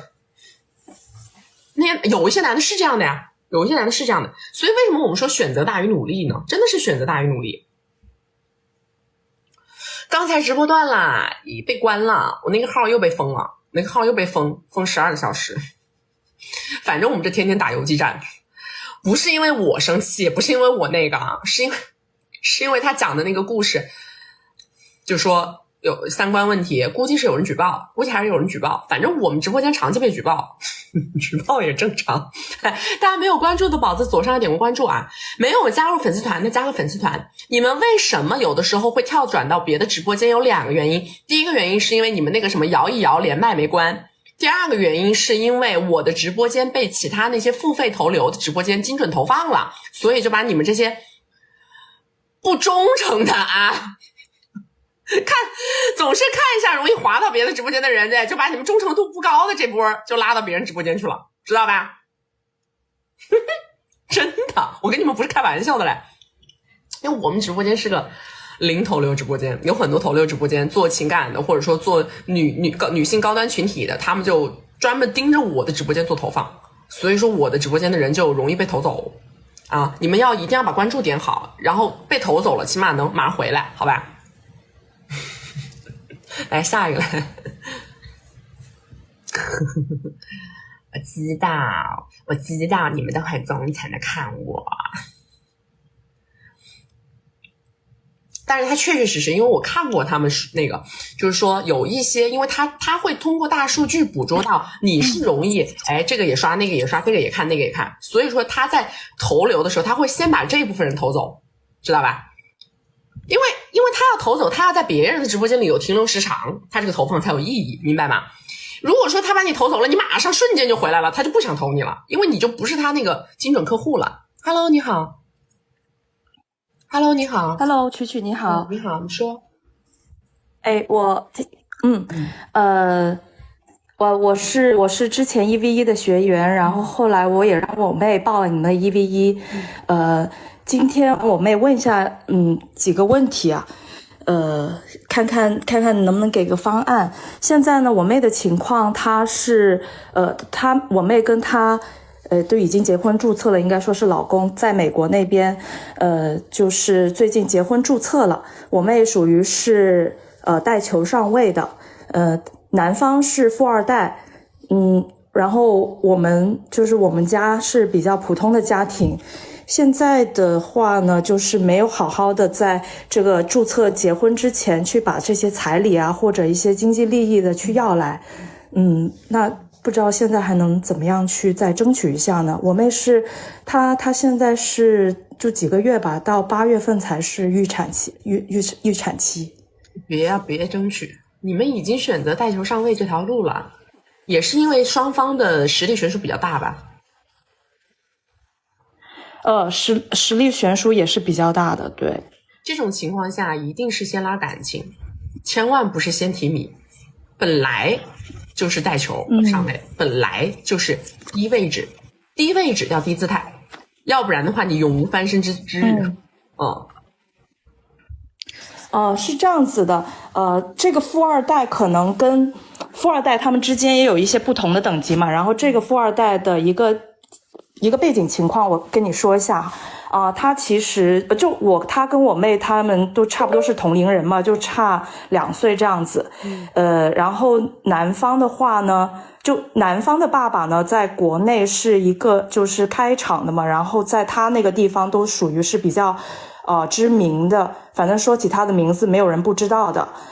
做的一些买卖也是一些出口的那些。然后然后我妹的老公在美国这边就毕业以后，他爸就给了他500万的美金，让他作为启动资金做房地产的一些东西吧。OK， 对，500万美金做一些房地产的东西，然后经营这几年以来，他也有就是不少的其他的资产，但目前呢，因为美国经济那边那个利率问题，反正房地产这块不好干，它目前是一个负资产的状态，就有一些房子是已经全款已经买下的，有一些是银行贷款的，所以还得去还利息，然后有一些那个现金流方面呢，就因为是租给一些亲戚朋友，有时候有拖欠这样子。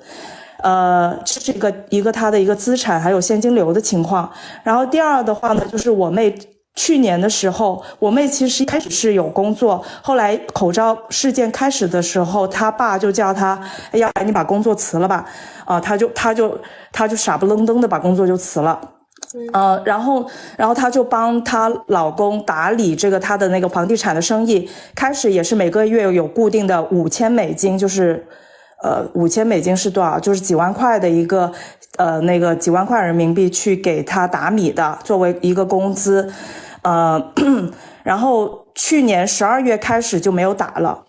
但他答应他，就是他们一起建的那个房子分红以后会给他打6个 W 的美金作为分红，但目前也要等交易了才会有。现在是每个月吗？不是，那个分红不是每个月，那个房子就好像是一笔吧，就6个 W 美金，30多万房子卖，对，一共30多万，对。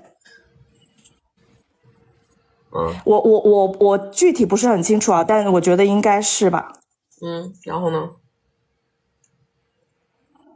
就反正现在那个以前固定的那个转账也没有啦，然后这个分红也要等把房子卖出去了才能分。这样的话呢，我跟你说，要不然你就别跟他干，懂吗？别跟他干，自己出去挣。跟他干就必须把这个事儿给聊明白。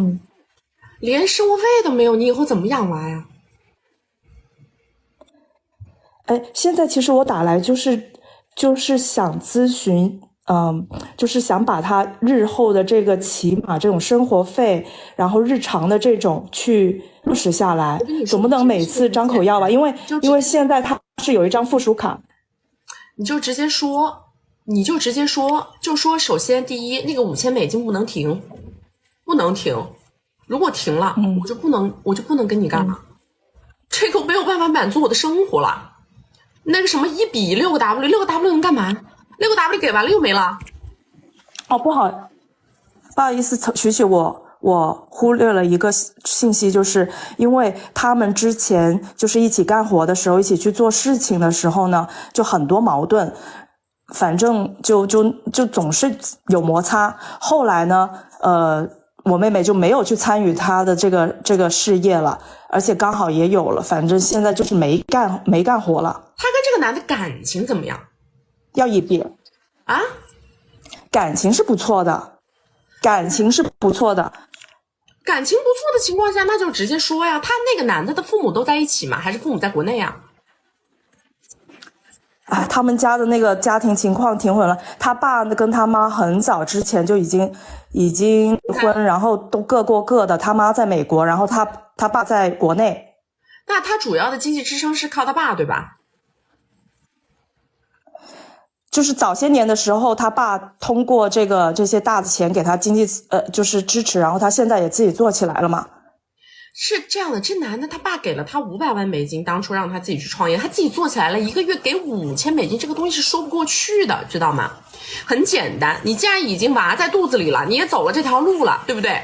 眼睛一闭，先把娃生了，然后就开始跟他2个人争，懂了吗？就争财权，争得过来争不过来你就自己出去不管他了，因为你已经走了这条路了。现在其实这个男孩子他是自己说了算，说白了他自己的摊子自己管，自己说了算。对，你有感情就借着这个感情基础跟他聊，我们每个月要多少必须到位，你不到位的话那不好意思，你就给他另外找个妈，要不然没得过，你这日子没法过。你要该工作你就赶紧出去工作，要不然的话你天天跟他吃情绪价值，吃情绪价值吃得饱的。对，就是担心嘛，大家是同龄人25、6这样子，那这个男的我觉得他以后还有很长的路子，你不可能保证他就是专一的嘛，所以我才觉得我妹要就想让他就是保障一下自己的经济。这个事情只能把什么都搞完了，你知道吧？你娃也生完了，该干嘛干嘛了，然后直接蹦起来谈就完了。你说你能搞不能搞，你就找人给你带娃，我就出去找事儿干，我也不跟你在这紧扯。因为你已经走了这条路了，现在这个东西，你现在在这个节骨眼上你去掰，其实意义不大。娃在肚子里，你现在去掰这个事儿，哎呀，搞得到时候还动了胎气，何必呢？所以现在也不能就是因为其实他现在驮的也挺辛苦嘛，男的也看到，然后他们结婚注册的时候，男的自己私下写了感动的一些事情，能不能就是趁热打铁，就是去稍微说一说这个生活费的事情，就是能不能把它说清楚？你们没聊过吗？啥也没聊过吗？我跟你说真的就是啥也没聊过，然后在那个结婚注册之前，男方的爸爸也没有来提彩礼的事情，然后我妹也是一个薄脸皮的人，你们也没有去跟她老公去说，你们家里也没有任何一个人出面聊这个事儿？没有。那就先去聊吧，直接聊啊！你们要什么话术呀？娃都在肚子里，证都领了，要什么话术呀？能不能梳理一下，就是聊几个方面？一方面是比如说跟他爸去聊这个彩礼的问题，然后聊什么？不跟他爸聊，你还没明白吗？这个男孩子他自己的事儿自己管，自己说了算。是你们家要带球上位的，你跟他爸聊什么玩意儿呢？人家本来就觉得你们不值钱，你跟他爸聊什么玩意儿？这男的自己手上有钱，他只是不拿，他没有什么东西，他自己的事自己管，你跟他聊就完了。你不是说你妹跟他有感情吗？直接说，就你每个月必须给我多少到位，没什么别的呀，要不然我过不下去啊。OK。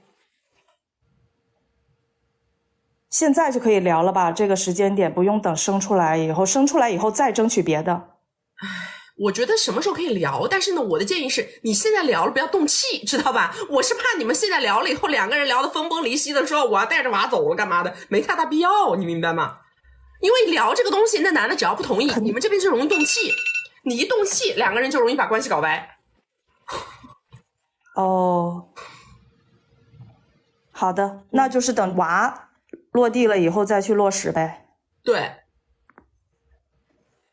你又不可能现在把这个娃处理掉。我妈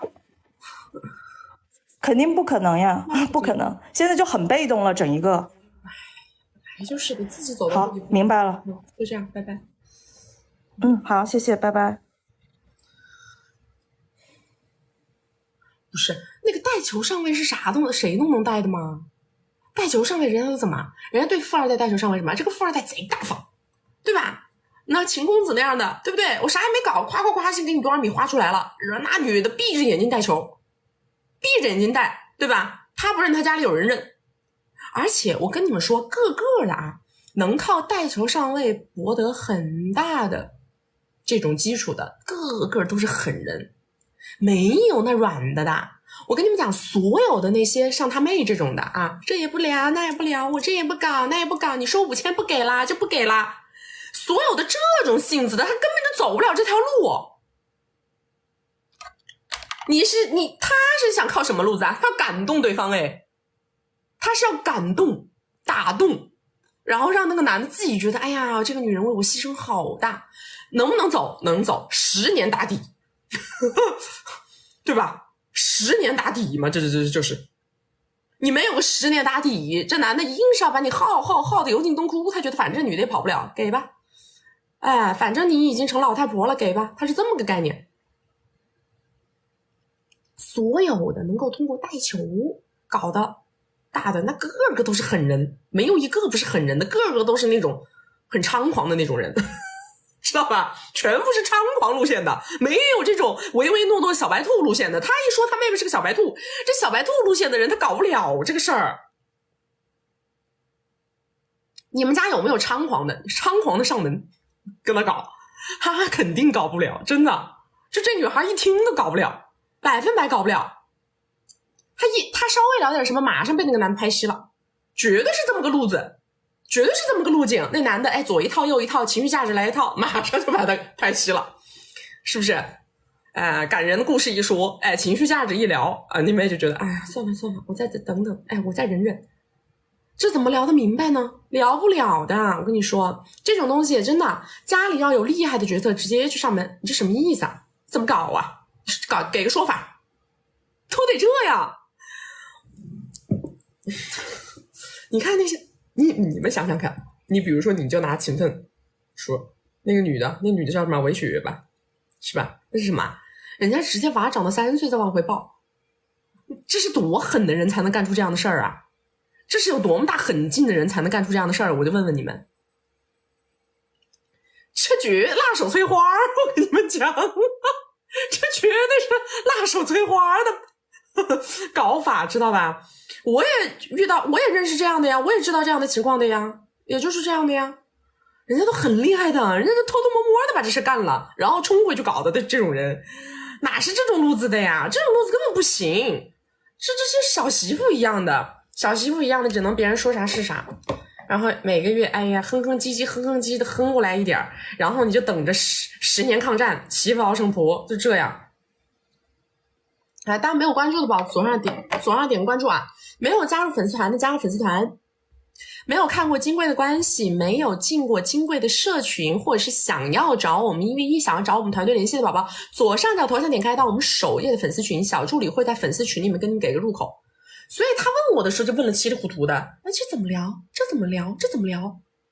你们没有那个狠劲，这事儿我都没法教你怎么聊，聊不了，3句话被拍稀了，聊个鬼。下一个谁？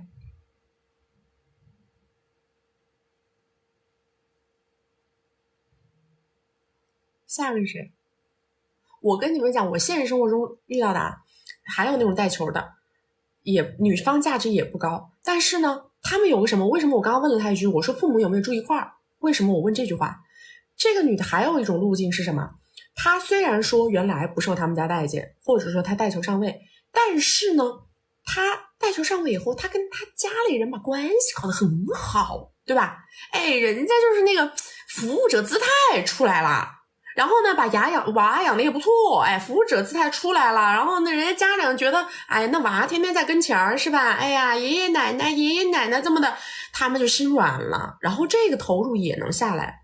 但是我第一听他这家庭关系稀巴烂，他自己一个人，那他自己一个人说了算，你一点儿帮得上你的都没有。来 ，OBBB 说话 ，OBBB 说话。OBBB，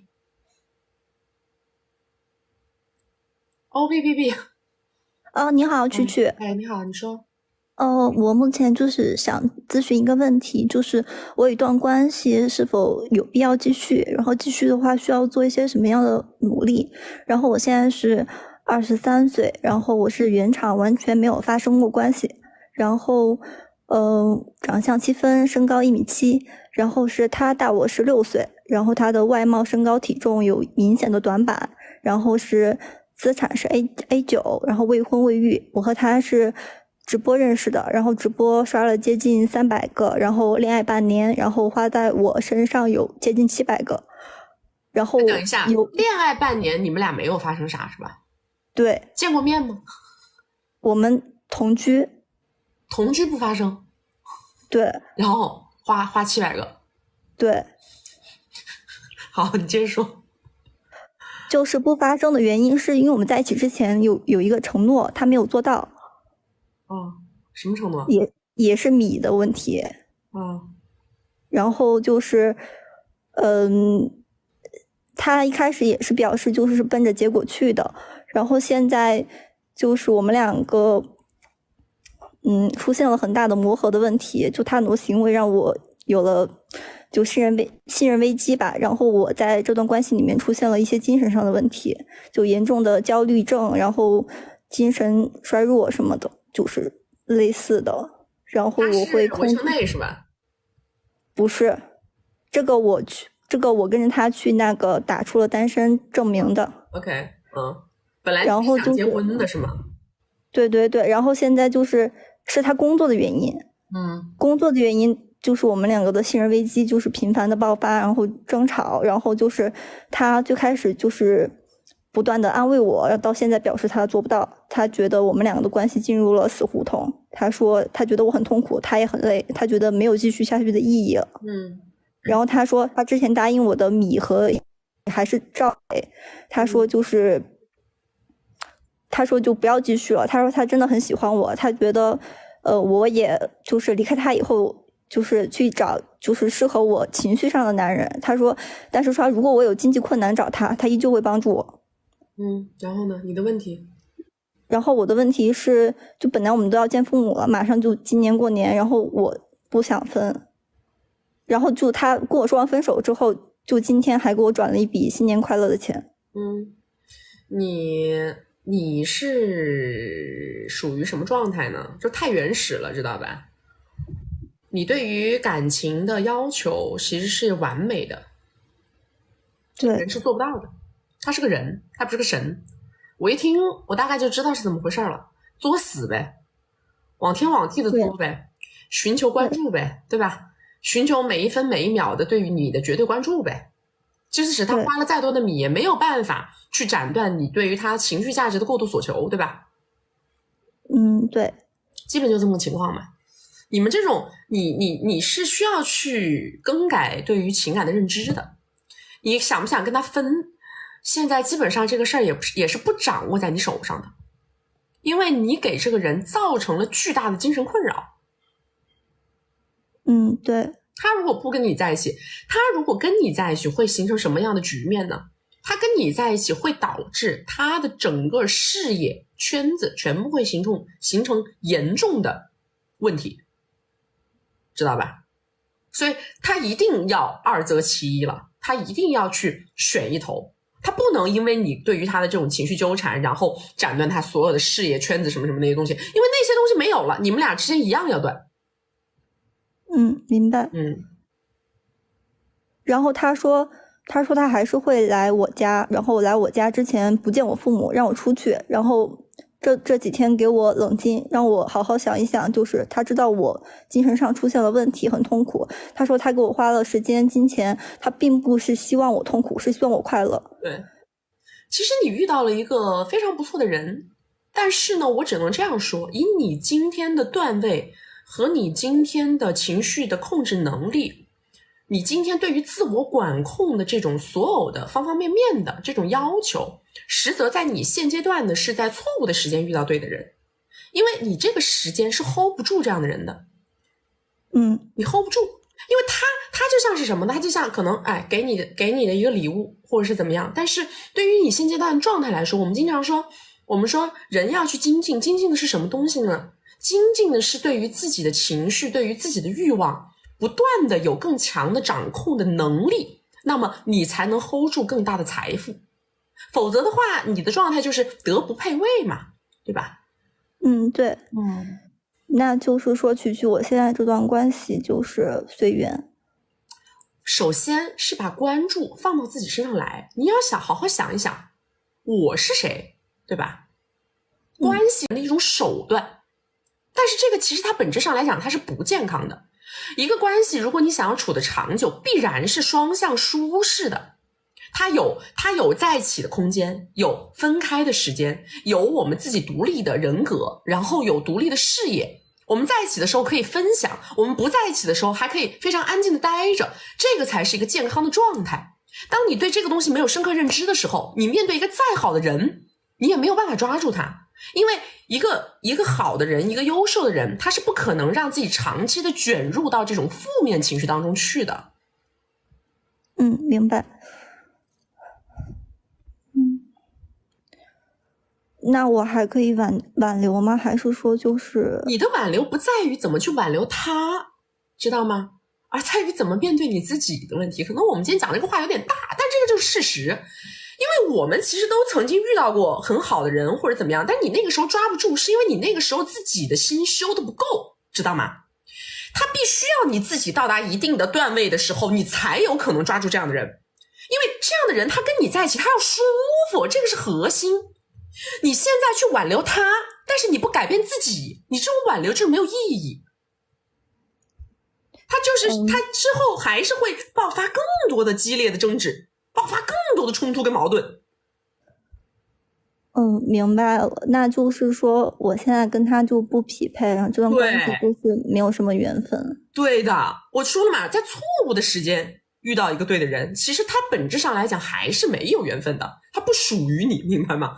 因为你差得太远了，你不是只差一点点。你像有的女孩子啊，她可能方方面面的都还可以，但是呢，她有些时候有些小的点位上，比如说控制不住自己想要去打压一下别人，或者说控制不住自己又想要钱又想爱的一个状态，她只是一点点的调整，但是她还有自己很大的独立空间，能够去转移她的注意力，那是一码事儿。你现在是所有的世界都扑在这个人身上，他其实是承担不了的。好的好的，谢谢曲曲。好，就这样啊，拜拜。一个人最怕的是男人为什么要在一个女人身上花很多很多的米？两件事儿。第一件事儿叫做你有价值，对吧？你的价值让我觉得我这个米花的非常的值得。第二件事叫什么？叫做我在做置换。置换什么呢？我用足量的物质价值去置换我相对的自由，相对的空间，去置换我有可能在某些情况下对你会有一点点的冷落。它就这两件事儿，对不对？你想想看，为什么我要在一个人身上投入那么多的米？我这个行为导致我的导向跟终局是什么呢？他为什么要这么干呢？对不对？他如果不花米，他也可以跟一个人在一起，但他为什么要花呢？对吧？要不然就是价值大，价值对等，要不然就是我想要去置换一些，我的空间，对不对？我的独立性，对吧？我偶尔玩一玩也好，或者我偶尔忽略你也好，你不会那么上蹿下跳，对不对？就这两件事嘛。所以你们要把这个东西搞明白，你已经从一个人身上要到了很多很多的物质价值了，但是你要了物质价值之后，你依然不给他任何喘息的空间。那你说他到时候，其实这个男的为什么现在会对他觉得，我还是可以给你支持，我还是可以这样，还是可以那样？为什么呢？因为这个男人知道这个女孩子她非常的原始，非常的青涩。说白了就是这个男的他自己跟自己能够把这个逻辑给他盘通，他就觉得说，你之所以会像这样，是因为你真的没有情感经验，且你真的很爱我。他就会觉得我要理解，我想包容，但是呢，我实在是包容不下去了。我只能理解，但是我实在是没有办法跟这样的你在一起。虽然我觉得你是爱我的，虽然我觉得你爱我爱得很深，爱得很纯粹，就好像有的时候我们说一个人他就是见面又是给你磕头，又是给你下跪，又是干嘛，你就觉得你很崩溃。你在这个崩溃的状态当中，你依然会有一丝丝的念想告诉自己说，这个男人他是因为他爱我了才这样的，对吧？你说他要不是因为这么爱我，他怎么会在我面前做出这样的行为呢？你会自己跟自己去把这个逻辑去补通，但是时间久了，你就是接受不了这样一个人。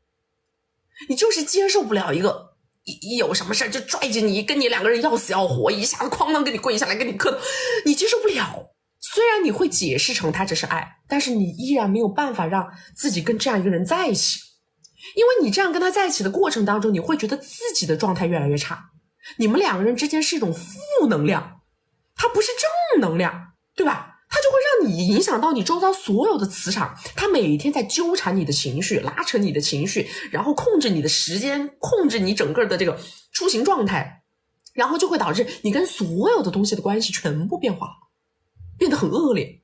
到时候你一复盘发现，我原来是一个高朋满座，我原来是一个我一年能挣多少多少，结果我自从跟这个人在一起，虽然他爱我，可是我失去了这个，失去了那个，失去了那个，失去了那个。我在想，我还能这样吗？你就觉得我不能这样了，它就是这么一个概念。所以一切都是修炼，我跟你们讲，没有修炼到那个段位啊，你们就是把握不了这样的人，把握不了这样的关系的。慢慢修，你自己好好的给自己好好的想一想，自己到底要怎么去面对别人，明白吗？好吧，我们要下播了啊！大家新年快乐！最后再给大家说新年快乐。然后没有关注的宝宝，左上角先点个关注啊！没有加入粉丝团的加个粉丝团。然后想要找我们1v1也好，或者说想要看金贵的关系，进我们金贵的社群，或者是想了解闺蜜圈，或者是仅仅只是想看一看啊曲平时的生活状态啊，想看一看我们总结的直播金句，左上角头像点开到我们首页粉丝群啊，小助理会在粉丝群里面跟你们给一个圈圈的入口，好吧？我们下一场直播是在周四晚上6点啊。好了，拜拜，祝大家新年快乐，多收红包哦。